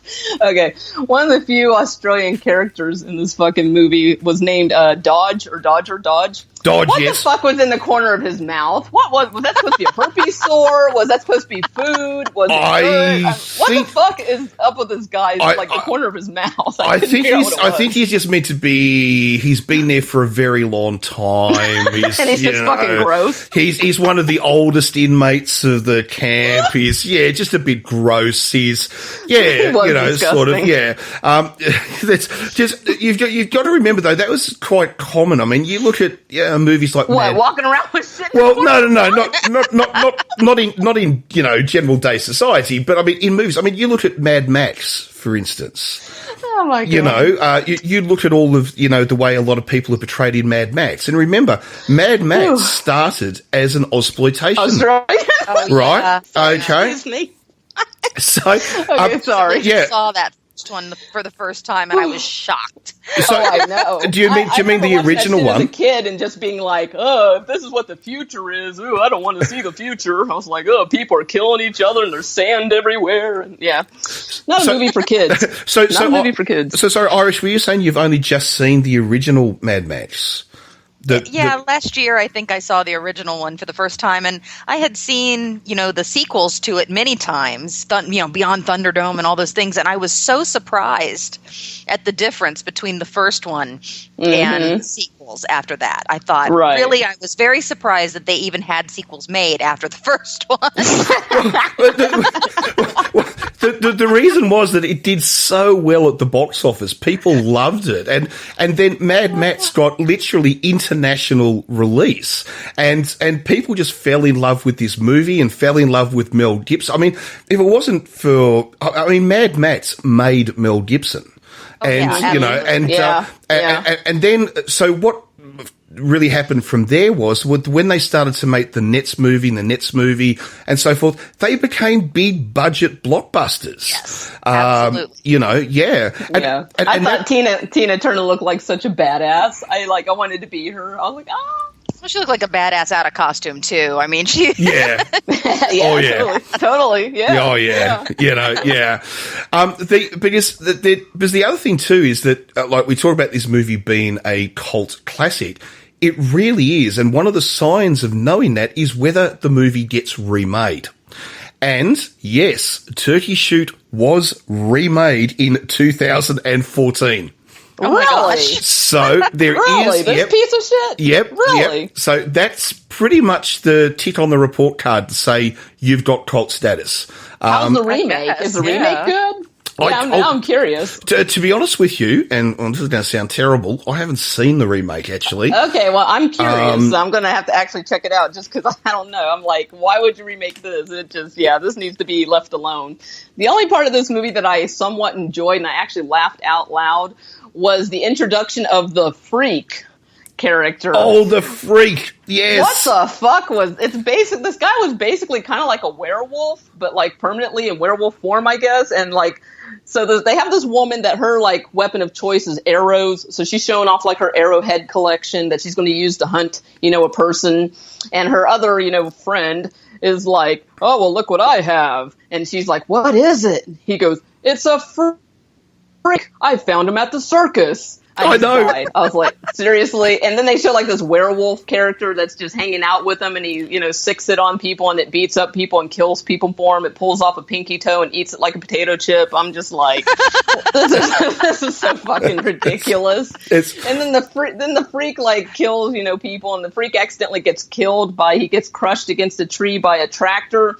And I love how they did this. Whenever he died, I guess somebody filled up a pair of pants with hamburger meat, and they just held it there. Yeah. The moment they turn on the camera, the guy steps out of frame and lets go of the pants. You see the pants fall down and some hamburger meats on the top. And I'm just like, this is so fucking bad. This is so terrible. Well, I know, Velvet, you've often talked about, your favorite kill in a movie, whether it be a Godzilla kill or whether it be a Freddy kill, or a Jason this kill. was definitely my favorite kill in this movie. Do you know that this movie has Quentin Tarantino's favorite kill in it?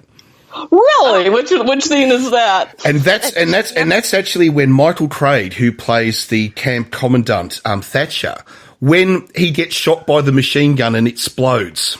Oh yeah, his head exploded. Totally explodes, right? Quentin Tarantino. He was actually interviewed, and he actually said it was one of his favorite kills of all time. And well, this is an interesting point actually, because the director of this movie was Brian Trenchard Smith. And Quentin Tarantino, and it's probably not this much of a surprise for people to learn, is a huge fan of the Ozploitation time period and Ozploitation films. And he said he's seen every one which is available to be seen. And he absolutely loves them. And he actually named Brian Trenchard Smith as one of his favorite directors of all time. Oh my God! Wow, that's an honor to be named as a director by Quentin Tarantino.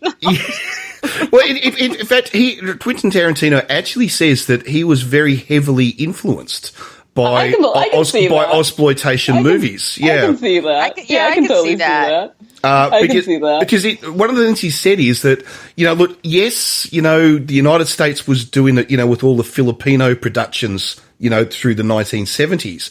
But he said what he was quite amazed to find out was that there was a country that wasn't America who were making these sorts of films.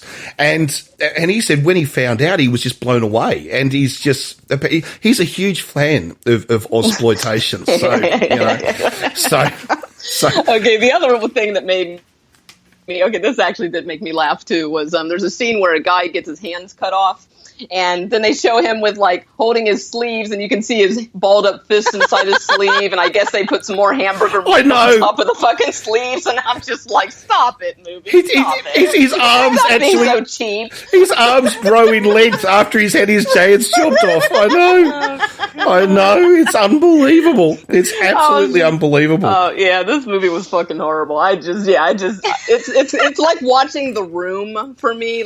I hate The Room. I think that's the worst movie. I hate watching that movie, but talking about it and watching people talk about it and seeing people make fucking fun of it is so entertaining. So now I need to go find all the people that are reviewing this movie, making fun of it, because I can relate. I'm like, yes, that part's so bad. Oh, that looks so fake. Oh, that was so stupid. Oh, I hated that too.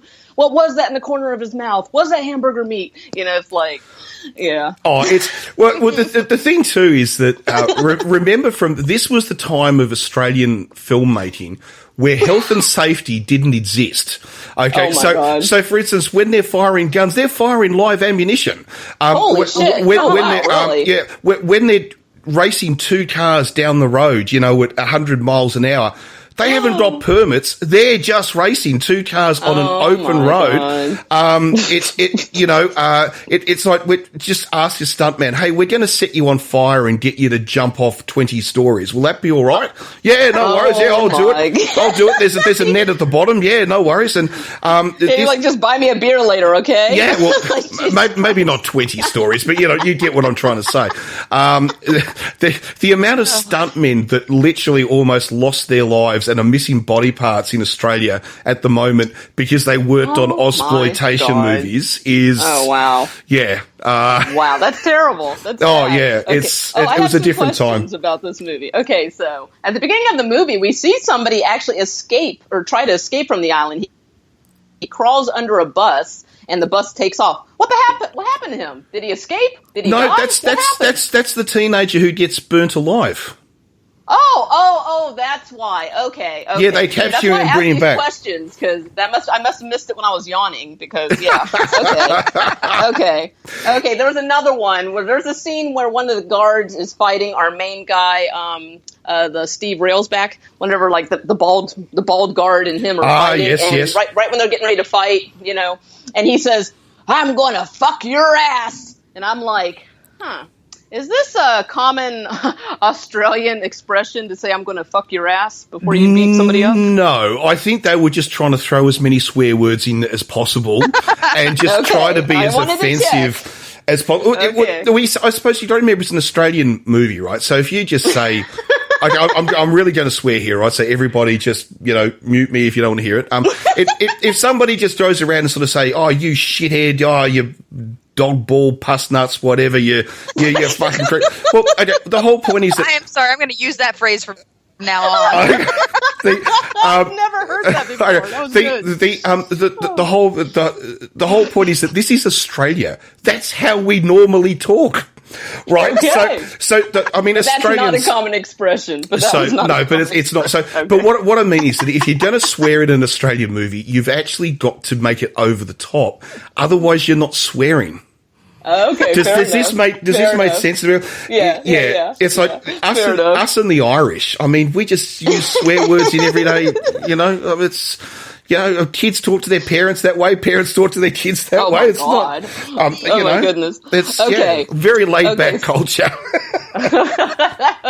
Okay, so this movie, the whole thing's supposed to be it's kind of like a concentration camp, and there's this, a couple people that are like, okay, if you survive till dawn and we don't manage to hunt you down, you get to leave. So they find out that they make it through the night, and a couple do. They make it through the night. And so they're running, and they get out in the clearing, and then it's an island. There's no escape from here. But they arrived on a bus. Well, I think the boat probably took them to the port and then put them on the bus. Unless it was, I thought. I was like, I guess that's what they did. Unless it was like a Jerry Anderson production and it was actually a submarine bus that could go underwater or something like that. But I think that was probably... Plus, too, I think you're overanalyzing this movie. I can't help it. I'm like, but they arrived on a bus. You're looking for logic in this movie. I don't think you're going to find it. I know. I think you're right. You're right. But I think... okay, seriously, because the odds of anybody finding anyone in this movie are ridiculous, because there are fucking mountains, there's jungles, and I'm just like, and all of a sudden, like, a rich person will just randomly show up. Like, one woman's, like, at first she's riding a horse, and after a while she's just walking around on foot, and she keeps finding people to kill, and I'm like... You could hide forever on this island and never get found. I mean, they didn't have GPS trackers or anything, so I'm just like, I don't know. Yeah, it'd probably be a pretty dull movie if all they did was just hide out in the jungle, Okay, why did Rita start playing in the water? Like, she's supposed to be running for her life, and all of a sudden she's like, oh, here's a pond. I'm going to get in and splash around in the water.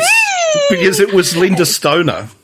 Oh, that's right. Now her clothes are I suppose it's a little bit like imagine this is the equivalent of I'm trying to think of something like Pamela Anderson.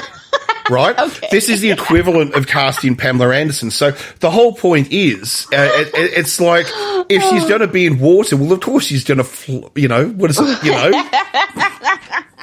dance around in the water and get her jumpsuit as wet as humanly possible.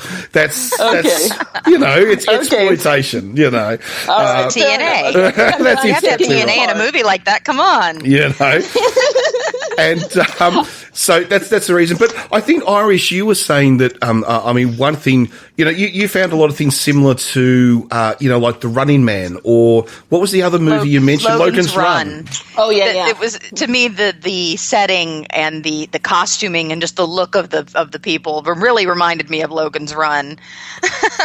Look, I would agree with that, because that whole idea of Logan's Run is what it's set in the future, where the elite decide for it's a lot more complicated than that. Obviously, you can only live to your 30, and then you get killed and so forth. God! But actually, we should do Logan's Run one week. We should. Actually, it's a great movie. I hated movie. that movie back then when I saw it as a teenager. I haven't watched it as an adult, so I might feel different about it now. To be honest, it was hot. I didn't feel different about it. It's a very poignant. It's one of those what happens after Armageddon type movies. Like, what would the future be like 500 years after a nuclear war?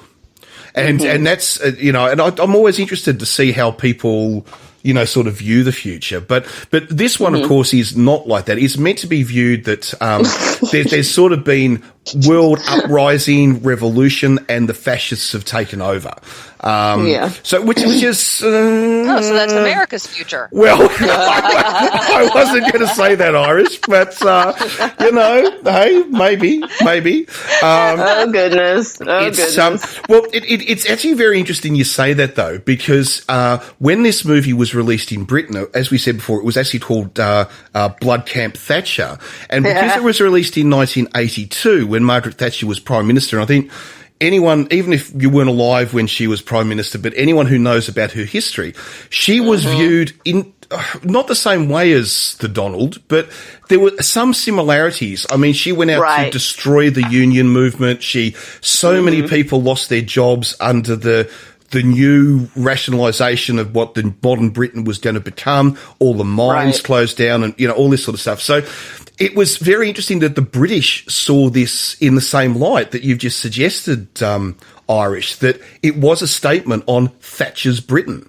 So it's really interesting that you actually bring that up because, and if you look at it, it's meant to be the idea that a fascist government has taken over and only a few very elite people who work with the government are given rights. Everybody else is just there to serve them. Right. Yep.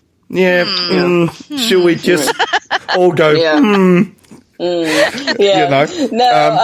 This movie, this is definitely a once is enough kind of movie for me. This has like no rewatch value. I can't watch it more than once. Well, just like Catwoman bad. Oh, yes. Oh, God, that's a bad one, isn't it? Oh, my God. So you don't think this is going to, apart from Mad Max, you don't think that this is going to maybe inspire any of you to watch more Ozploitation? I'll watch more if they're better than this piece of shit, but no, I did not like this movie at all. Velvet's going to be in trouble because coming up in late January, we're going to have a Australia Day special where we're actually going to do an Australian film festival and where we're just going to do Australian films. So, but I promise it won't just be Ozploitation, Velvet. Oh, okay? thank God. Okay. We'll give you some other cult ones in there as well. Right on. Hey, we make shark movies as well, and we do all sorts of other things. So cool. So that will be fun. But here's something that I did think was interesting, and that is for a movie that was so cheap.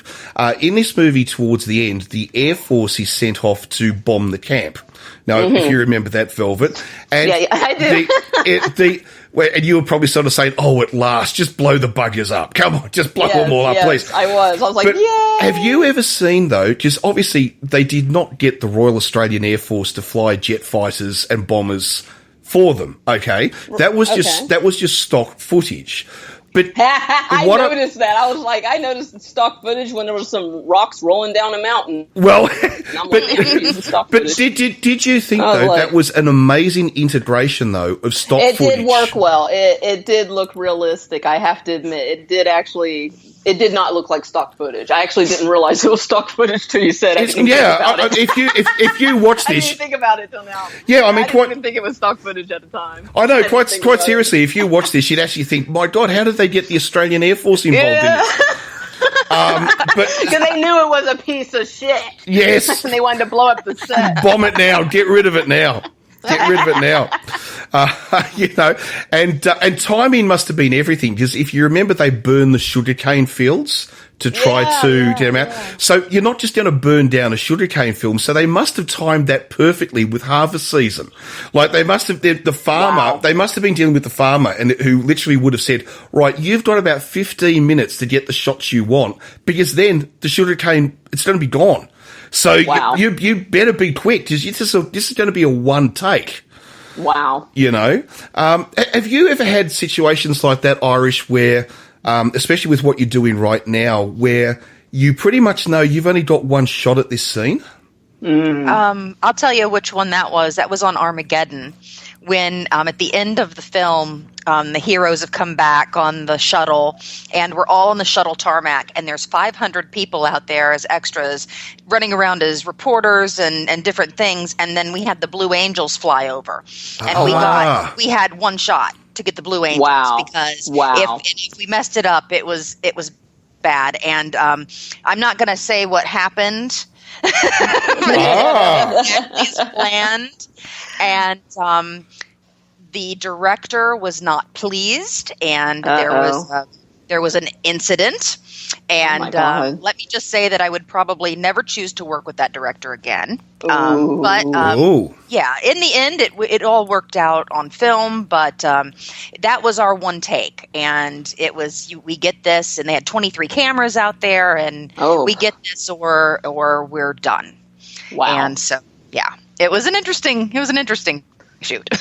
Well, it sounds stressful. Wow. I think And yeah, I think any time you work on a set with this particular director, it's exceptionally stressful. All right. Well, everybody, you can go and look up who that director was. No need for us to say anymore. No need for us to say anymore. Yeah, because we're classy on here. We would never do that. Yeah. Well, it's like that classic scene. If you guys remember the, it was Blake Edwards, I think, wasn't it, who made The Party with Peter Sellers?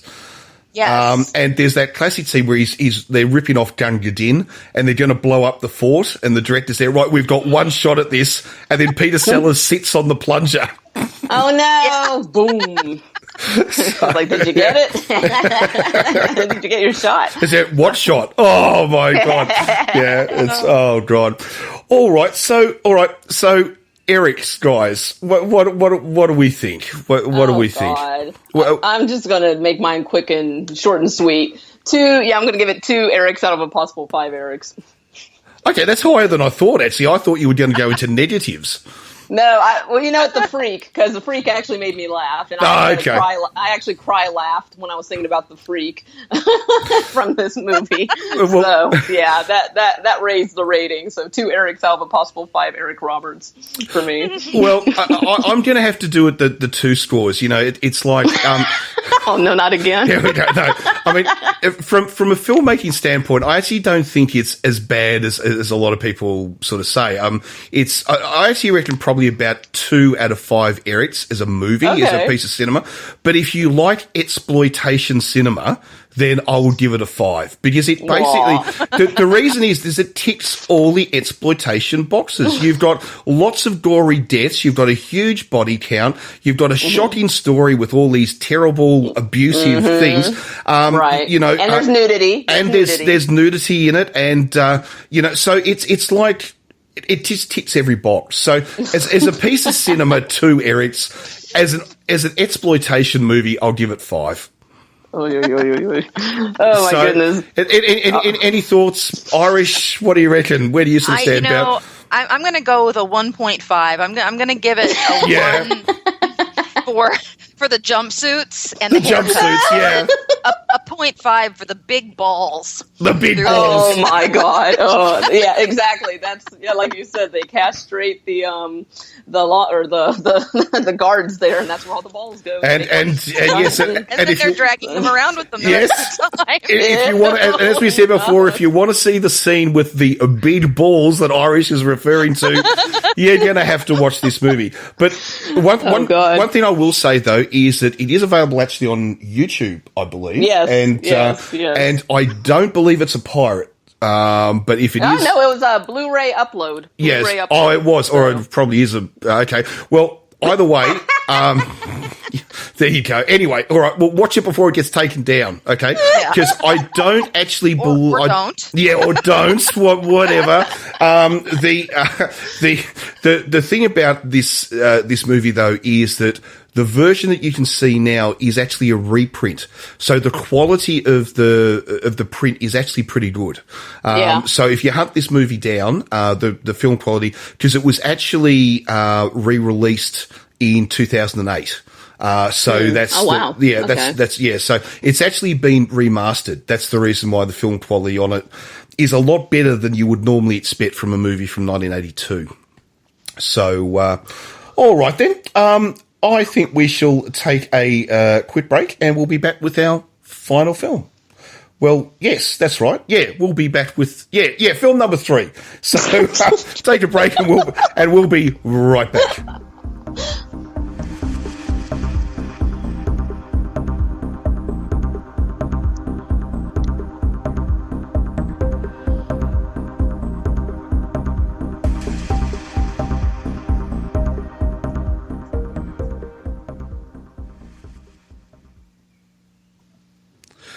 Well, yes, we are back with movie number 3, and I think this is quite an astounding film. I really, really like this one, and it is called Troll Hunter from Norway from 2010. And I'm not even going to attempt to pronounce the directors or the cast's names because my Norwegian is simply nowhere near up to scratch. But it is an amazing film that it's a found footage. It's actually a mixture. It's a mixture of found footage and mockumentary. It's actually it's a cross of the two, where 3 university students start to make a movie about what they think is bear poaching in Norway. But it turns out that they stumble onto a situation which is very different and beyond their wildest dreams, where they find out that trolls are real. And the Norwegian government knows all about it and is keeping it a secret and trying to keep the trolls contained. And our movie basically follows these 3 filmmakers and a troll hunter, hence the name, one of the, if you want to, I suppose, a gamekeeper, a warden, to keep track of the trolls. And they meet up, and he is so sick of the government basically not paying him well enough, not looking after him well enough, because everything he does is like black ops. It's under cover, and all this sort of stuff, that he says, yeah, bugger it. They should be exposed. So, yeah, guys, you can come with me and film what happens. And they get into quite an adventure as they track down these trolls, and we learn more about trolls, and we learn more about what the film is trying to say is the reality of trolls, the concept that if there were such things as trolls, this is biologically how they may actually work and how the situation may work. So I found this film fascinating, absolutely fascinating. What did you guys think? Oh, this movie is excellent. This is really well made. The production value on this mockumentary found footage is out of this world, honestly. Yeah, the first time I saw this movie, like, first off, it's really surprising because you don't think you're actually going to see trolls. And then when you do see trolls, they're so well made and they're beyond your expectations. Because honestly, you're kind of thinking it's just going to be like a goofy little troll doll. But it's like, they're humongous. They are humongous. Yeah, I was surprised at the size of them. Yeah, they're tall as fucking trees. And like, I love how they even back up the trolls with science. Like, at one point they have kind of like the underground veterinarian, who's obviously a mainstream veterinarian, but she also knows about the trolls, and like they give her samples of troll piss and all that so she can test it out. And she's just like, and she talks about the science of why trolls turn into stone if you shine a light on them. That's why they have to avoid the daylight, because they turn into stone. And she actually has like the whole like biological scientific explanation of why that happens. And it sounds feasible. Yes, I mean, what is it? It's meant to be that ultraviolet light makes their body gases expand. So what happens is their stomachs expand, or their veins, because their blood starts to expand, and their veins instantly calcifies. Yeah, it calcifies. Like calcifies. Or for the young ones, makes them blow up. So it's really, I thought it was great the way they put the biology in. Yeah. And what's more Norwegian than doing a movie about trolls anyway? Totally. I know. Totally. I know. Totally. I know. Oh my God, totally. So, like, some background info on this movie is it turns out there's a lot of actual cameos from comedians in this movie. Like, the main troll hunter is actually a famous Norwegian comedian. So, like, if we were Norwegian, we would instantly recognize him, and you'd get that instant, like, it's him! And, like, several of the other roles in this movie, like his boss and the guy that's, like, selling the dead bear and that kind of stuff, these are all, like, actual famous comedians that Norwegians would instantly recognize within their pop culture. So I thought that was fun. Unfortunately, that's lost on us because we're probably not familiar with Norwegian actors and comedians, but I thought that was a cool little nod to their culture. But there's a lot of comedy in this too that actually translates quite well, because I watched this movie in Norwegian with the English subtitles, and the comedy translates quite well even through the subtitles. This movie is actually available with both subtitles and also an English dub. If you get the DVD, it actually has an option, to switch between the two. If you go onto Netflix though, I think it's just in Norwegian with English subtitles. Right. But the DVD does give you both options, and I've got to admit, I would say to people, don't watch the dubbed version. I agree. It sounds like the dub voices honestly sound like a dubbed 1970s Japanese samurai film. Oh no! It really doesn't work. No, Yeah. I mean, there are some movies which are dubbed that work quite well. I remember when I watched Das Boot, and from Germany, which is a very famous miniseries that was then joined together and actually marketed as a movie around the world. And if you see that in the English dub, it actually works quite well because a lot of the actors, because they pretty much all speak English, I mean they're German, right? So they actually do their own voices. So it actually works really. Like I think it's Wolfgang Peterson, is that it? No, sounds right. I don't remember the show. He does his own voice, so it sort of works. In this one, it doesn't. It really doesn't. Right. So I'd say stick with the Norwegian and just read it. Trust us. It'll be a much better experience. Right. Much better experience. And also, even the actors in this movie, even though none of us, from what I can tell, are fluent in Norwegian.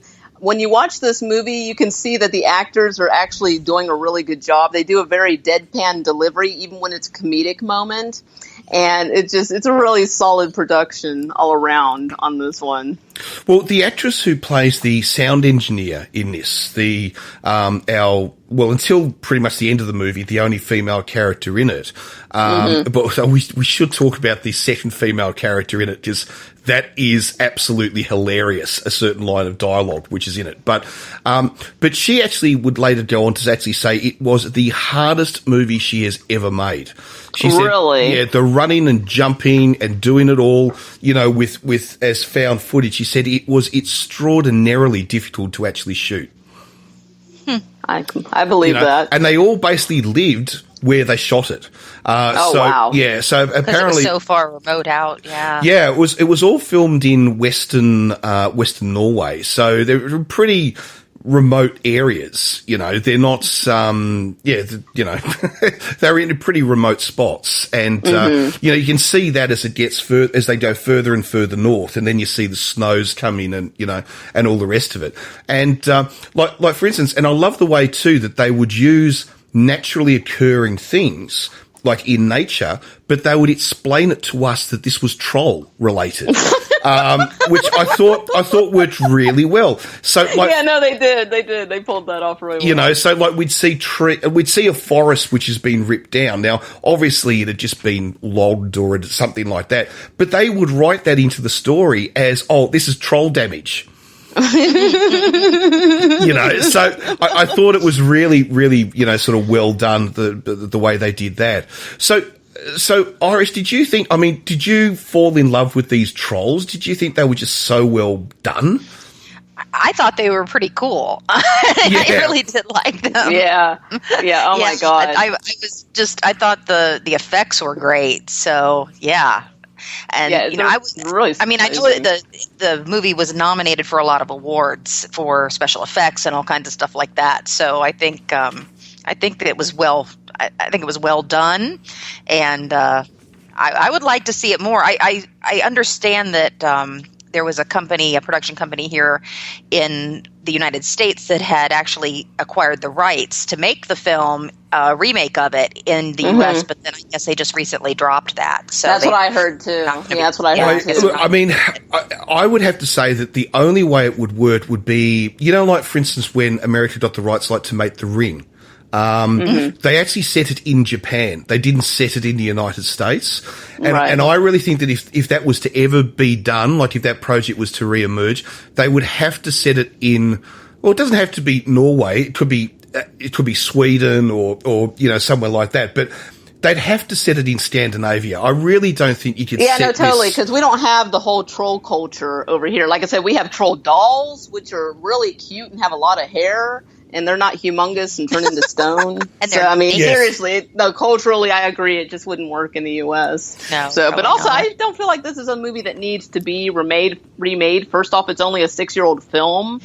And honestly, Yeah, and it was well done. Why would they need to do that? Yeah. Right. And plus, like I said, so this is so culturally Norwegian that I just don't see how you would translate it to an American audience unless you reshoot it just in English in Norway. But what's the point? You know, I just, yeah.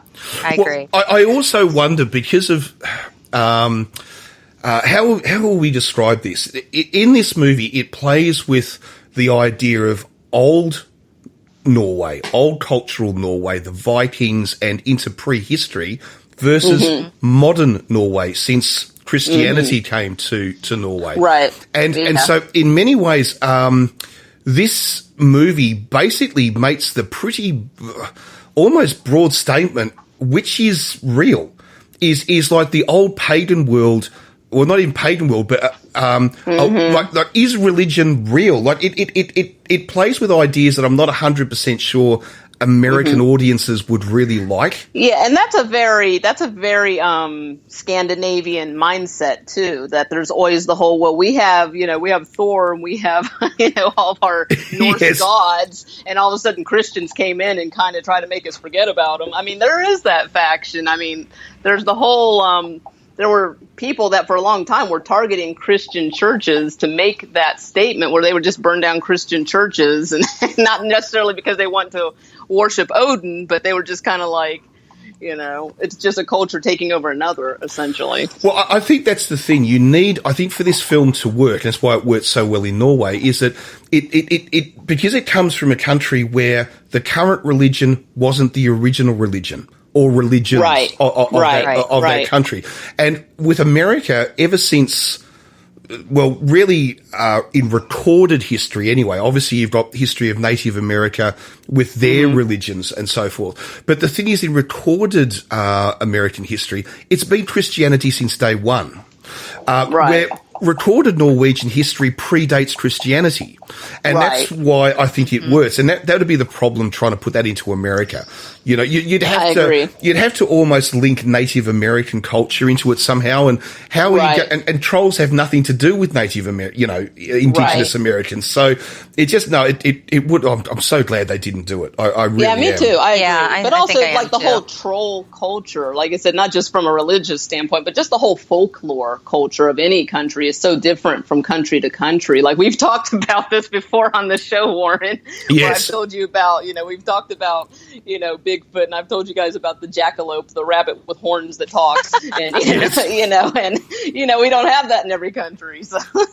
well, that's exactly right. It's like we're talking about trolls here, so it's Scandinavian. If it's Australia, it's going to be the bunyip. If it's America, it's going to be Bigfoot. I mean, look at Krampus. Like Krampus has been around forever, but over here in the United States, this is just now becoming a part of our pop culture. Yeah. This is not something we've been familiar with.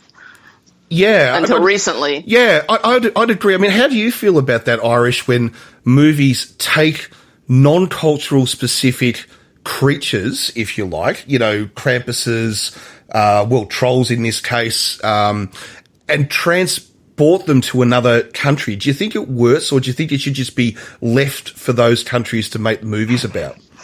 Well, I don't like to see a lot of shifting around of cultural identity from movie to movie. I think the same thing happens when you take when you whitewash a film, and we have one coming out relatively soon, I think, that's set in feudal Japan. But yet they brought in two white guys to be the heroes. Yeah. That they were like British guys that came over and they just got mixed up into this. I have a real hard time with that. And I think the same thing applies to a cultural thing like trolls or things like that. I think you lose the deeper meaning behind the story if you take it out of its place and put it somewhere else just to have a new creature. I'm not a big fan of that. I like to keep things the way they should. It was kind of like with Gods of Egypt. Also, they did the same thing where they had white British guys and a Scottish guy playing these Egyptian gods. Oh gosh! So to me, it takes you out of the story when that happens. So I think the same thing with the trolls, and we have Bigfoot or whatever they're called in different places all over the world. You see sightings of that, so I can kind of see that. But trolls are very specific to a couple of places, mostly Scandinavia, and then online. So you just kind of within those areas so that you don't lose the context.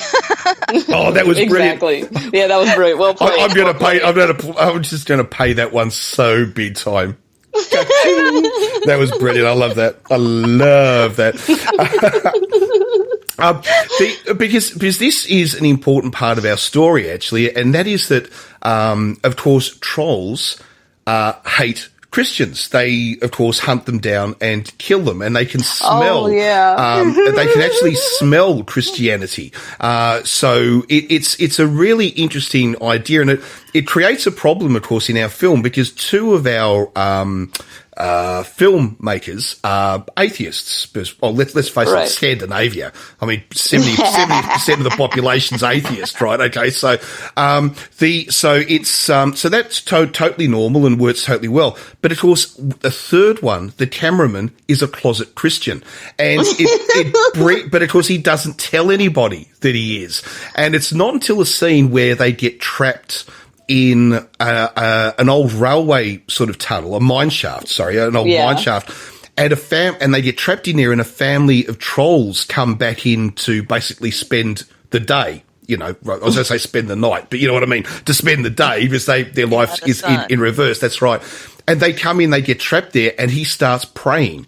And, of course, all hell then breaks loose because this guy starts praying, and the trolls know that there's a Christian amongst them. And so that scene's brilliant. They start sniffing the air dog style. Just like, I know. I smell something. I smell a Christian. I smell a Christian. I know. And but it also was filled with great humour, because the sense was that when they get in there, and the trolls all sit down and stuff like that, and one of them farts. Oh my god, that was hilarious! Gross ass trolls. I know. Yes, because trolls are gross. They got to fart totally. Yeah, yeah. But the thing we must point out is, of course, we touched on it really briefly, but these trolls, of course, are not like the little fairy tale ones that live under bridges and all this sort of stuff. This is real traditional stuff where these trolls are 100 feet high. Some of them even higher.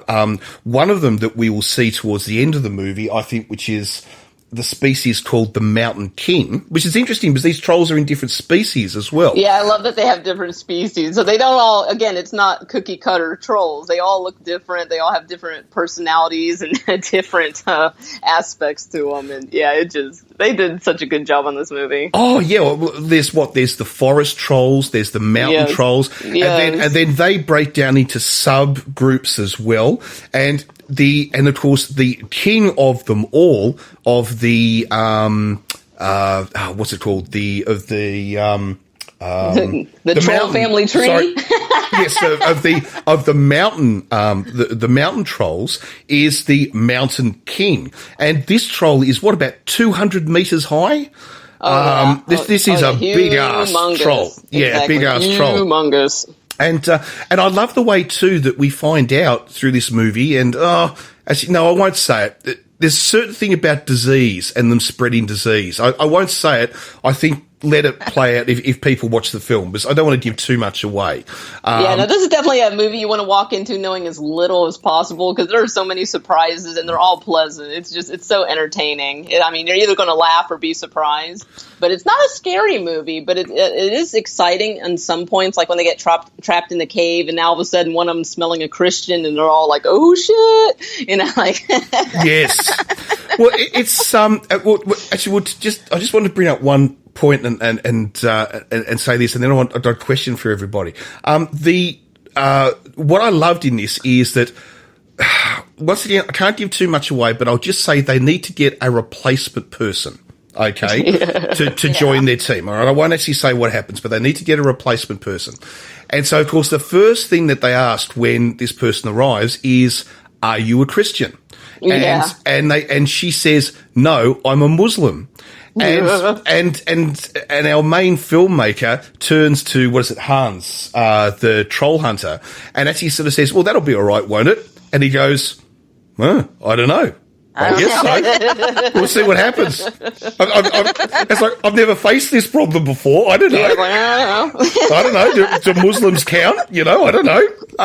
And I thought it was hilarious, but it was also it was a play on religion itself, but also it was a bit of a statement on modern Scandinavia, because of course the Scandinavian population, like most of the West, more and more and more and more Muslims are arriving through immigration and all the rest of it, and it's changing our culture. And I'm not going to go down all the terrorist bullshit. I actually think that 99.9% of Muslims who come to the West are great people, and they're contributing fantastic stuff to our countries.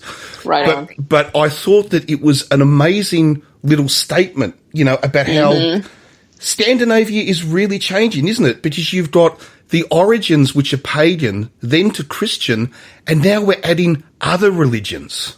Yeah. So I thought that was absolutely interesting. Anyway, just for me personally, I found that fascinating. No, I mean, this movie is full of all kinds of great little messages. So I had a question, and now I've forgotten it. Oh, God. See, I always do that. It'll come back to you. I always do. Oh, God. I always do that. But it's I really, really like this film. And, that's where I was going to go. I was going to ask Irish, because this is obviously a mockumentary / found footage movie. How do you feel about this genre of film? Because I know a lot of people either seem to love it or hate it. There doesn't seem to be a lot of middle ground, for people with this. I mean, I think if I go into something knowing that it's a mockumentary or a film like that, it's great because you can kind of get yourself submerged into the storyline and feel like it's believable to you. Then what I don't like is there's been a lot of shows recently on channels on television here that are mockumentaries, but they're not portraying them as such. The thing about the mermaids being found yes. real and things like that. They're so bad because it's impossible for me not to watch it and realize that these people are reading scripts. It just doesn't come across as real, and I don't like the fact that they're putting it out there without saying that this is not true. And because there's a lot of people, I think, that you see something like that on a channel like Discovery or something like that, they're going to maybe think that it might be real. I don't know. But it bothers me a little bit. Well, the mermaid one. The mermaid was so bad. But he did actually put a disclaimer at the very beginning. It was like War of the Worlds when fucking Orson Welles read it on the radio. And he said it. He said it before he started reading the story. Hey, I'm reading the story. And people were like, oh my God, aliens are attacking! And it's just like, oh my God, mermaids are real! In that context, I don't like it. But in a film like this, I kind of dig it. It's. I agree with you. I mean, we spoke actually, didn't we, Velvet, about the two mermaid mockumentaries that were actually made, and it's. Look, I actually think as long. I just think the disclaimer needs to be a little bit bigger and a little bit longer at the start of that. Evidently, because people believe what they see on TV, I guess. Yeah, because I actually thought they were really. A lot of things. Well, I thought they were a lot of fun, and in many ways they make fun. I mean, that little series just in itself makes fun of this whole genre of fake news that we're living in right now. I mean, we're dominated by fake news. Election cycles at the moment are just are packed with fake news. So it's like, and this is the problem. People seem to be very gullible. They are. They're extremely gullible. And what kills me is that now whatever doesn't fit their narrative becomes to them fake news. So it doesn't matter if it's real. If it doesn't fit the narrative that they would like to live in, to them it's fake. Yeah. So that makes things very difficult. Makes it difficult to get people to understand reality. Well, it's now been sort of stated that with the rise of cable news programs, and because cable news is all privately funded, there's no government-run. Well, actually, there is some government-run cable news. I mean, Britain has it, Australia has it. I think Canada has it as well. But remember that. And when I say government news, what I mean is it's funded by the government. It doesn't. Yes. It's not like Russia Today, which is one. Okay, it's like the BBC World Service is not run by whatever government is in power at the time. Just happens to be funded, So, right. Which means that news services like the BBC in Britain, CBC in Canada, ABC in Australia, they tend to be very. What you get if you're being told something, that this is true. You know what I mean? They don't put fake news up. Well, if they do, occasionally they might get caught out. But you know what I mean? But they don't. But the problem with cable, like privately run ones, especially like is swamps the United States. And there's one particularly which is very bad at it. Yes. I think we all know which one that is. The problem is that it's been found now that people watch a news service that actually tells them what they want to hear, not what they need to hear. Yes. Huh. Wow. So, that is a huge problem, especially here in the US. Yes. So, I mean, for instance, studies have shown that if you tend to be much more, what you guys call liberal, we just call left wing, but what you guys call liberal, you'll probably watch, CNN, or you'll probably watch, MSN? CNN's not a good example. It used to be MSNBC. MSNBC, that was what I was trying to think of. But, I think a lot of liberals, especially now today, are going outside of U.S. news because it is so hard to find something that isn't just there to feed your narrative, to feed what you want. And we have a lot of people that just live in a bubble. So I know a lot of liberals now that are going out to watch like the BBC and they'll the PBS and things like that. So that's really our only publicly funded channel, but they don't do, a news broadcast. But, NPR, National Public Radio, that's funded through the government and through donations. So they tend to be a little more trustworthy when it comes to putting the news out. The rest of them, I think, are mostly about ratings. Well, that's the problem, isn't it? Fox News can go and make a statement which can be totally made up, and then all they have to do is spend 10 seconds, 24 hours later saying, oh, yes, sorry, we were wrong. Now, net story. And then they just do the cycle all over, so it's, God, I don't know how mockumentaries, that's how we got down this path. But it does, our news is mockumentary. but the thing is that, but what about found footage? How do you feel about found footage, Irish? I think that it can be done well. And I think one of the best well-known ones that we had here in the U.S. was the original Blair Witch Project. Of course, yeah. Which was, a student film, which I think was brilliantly done. And it's probably one of the better ones that we've had. I don't watch a lot of them, of the found footage things, but I do find it interesting sometimes when it's done well. But Blair Witch kind of started that genre for most mainstream people. But I think the Troll Hunter one was done well. I think that's the thing with found footage. I mean, what do you think, Velvet? I think that it's one of those genres which is either extremely good or extremely bad.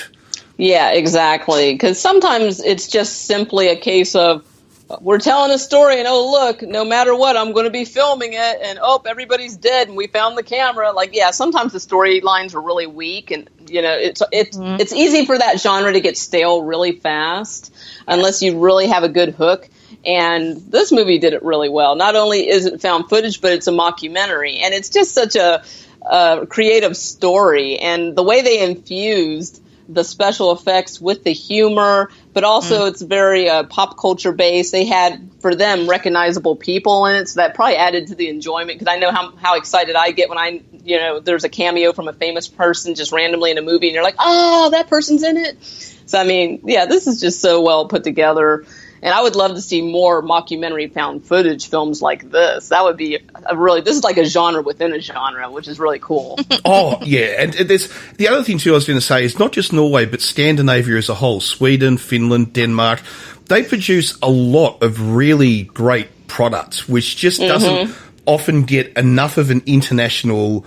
I mean, all of us have seen the Scandinavian crime stories, from Norway, Denmark, Sweden. It's almost a genre we've fallen in love with. In fact, the British love it so much, they're remaking Danish and Swedish shows. So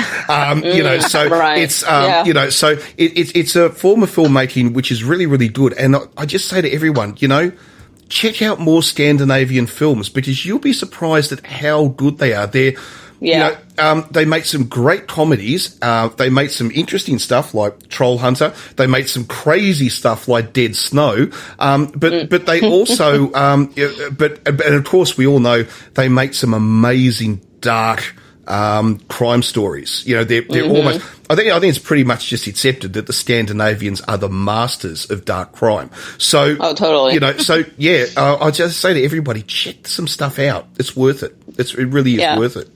So, anything else we want to say about Troll Hunter before we score it? Yeah, I mean, this one, it's hard to say how good this is without seeing it. You really have to go to see this one. This is one of those movies that people kept recommending to me, and I waited way too long to watch it, and I'm just like, when I finally saw this, I was like, oh my God, why did I wait to watch this movie? This is so good.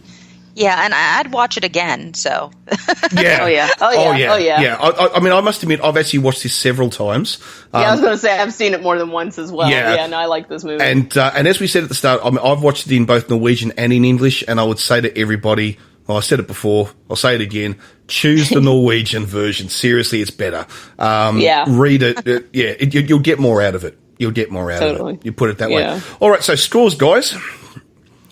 All right. I think I'll just, honestly, I'm just going to go ahead and give this 5 Erics out of 5 Erics. Yeah. I'm going to have to agree with that. Yeah, I'm actually going to give it 4.5. Simply, I think there's one little bugbear I've got about this movie, and that is that they let these guys do a little bit too much filming and get into a little bit too much of secretive areas that I really don't believe the Norwegian government would have allowed to have happened. Now, yes, that's sort of dealt with at the end of the movie, but I think it would have sort of been dealt with a bit sooner rather than later. So because of that, but then, of course, we wouldn't have a film. So I'll give it 4.5. 4.5 Erics. Right on. Perfect. Good stuff. Well, I think that's a wrap, isn't it? I think that's a wrap for podcast 26, our New Year's Eve or New Year's Day podcast, depending on where you happen to live. Or if you're listening to this in delay, it could be Easter. Who knows? Because it is a podcast. I just want to say, well, thank you, of course, to Velvet as my co-host. As always, you are amazing. Right on. Absolutely love you. You are absolutely fantastic. You're such a, just so good. And Irish, it was just so wonderful to have you on the show today. I really, really appreciate you having me. It was a lot of fun. It was. We should say actually, Irish was actually going to be on a show. I was going to say last year, or it's this year. Well, depending on when you live, but it was a while ago anyway. It was last year now. Okay. And so, is it? Have you his? Did we Depends talk on what time zone you're in. Did we talk I'm not you quite through? there yet. Let's see. Here it is. Not quite there yet either. I'm not quite there yet either. Okay, well, we better wrap. Oh, that's all right. Well, we better wrap it up anyway because I know there's donuts, pizza, and champagne to get to. Somebody's pregnant. Just kidding. So it was wonderful to have you on, Irish. I really do appreciate it. I love some of the stories. It was great to talk to you. So thank you so much for that. Yeah, and welcome back anytime. Yeah, anytime you want to plug anything. So now, have you got anything you want? I mean, obviously we talked about Legion of Rue and so forth, but do you just want to run through, like all the addresses and so forth, and of course any Twitter, even if you just want people to follow you in general? Do you have any social media and stuff? Okay, well, the website is legionofrue.com, and we are at Legion of Rue on Twitter and Instagram, and I believe we have I think it's the same thing basically on Tumblr Tumblr. It's not the @ but it's Tumblr / I think. And same thing on Facebook, Legion of Rue. And if you want to follow my personal account, I do have @the Irish Stewart, which is STEWART. And if you're political at all and you like to follow politics, you can find me also on @Naked Axiom on Twitter. Cool. Right on. Cool.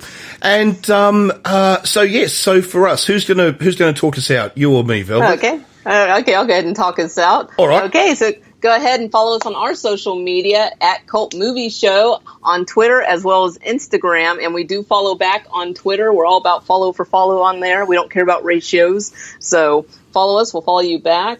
And if you have any suggestions for movie recommendations that you want us to review, you can always tweet us or email us or private message us on Twitter. Our email, cultmovieshow@gmail.com. If you want to follow me personally, Velvet Rose, please be 18 years or older because I do post adult content. So you can follow me on Twitter and Instagram @OMG, it's Velvet.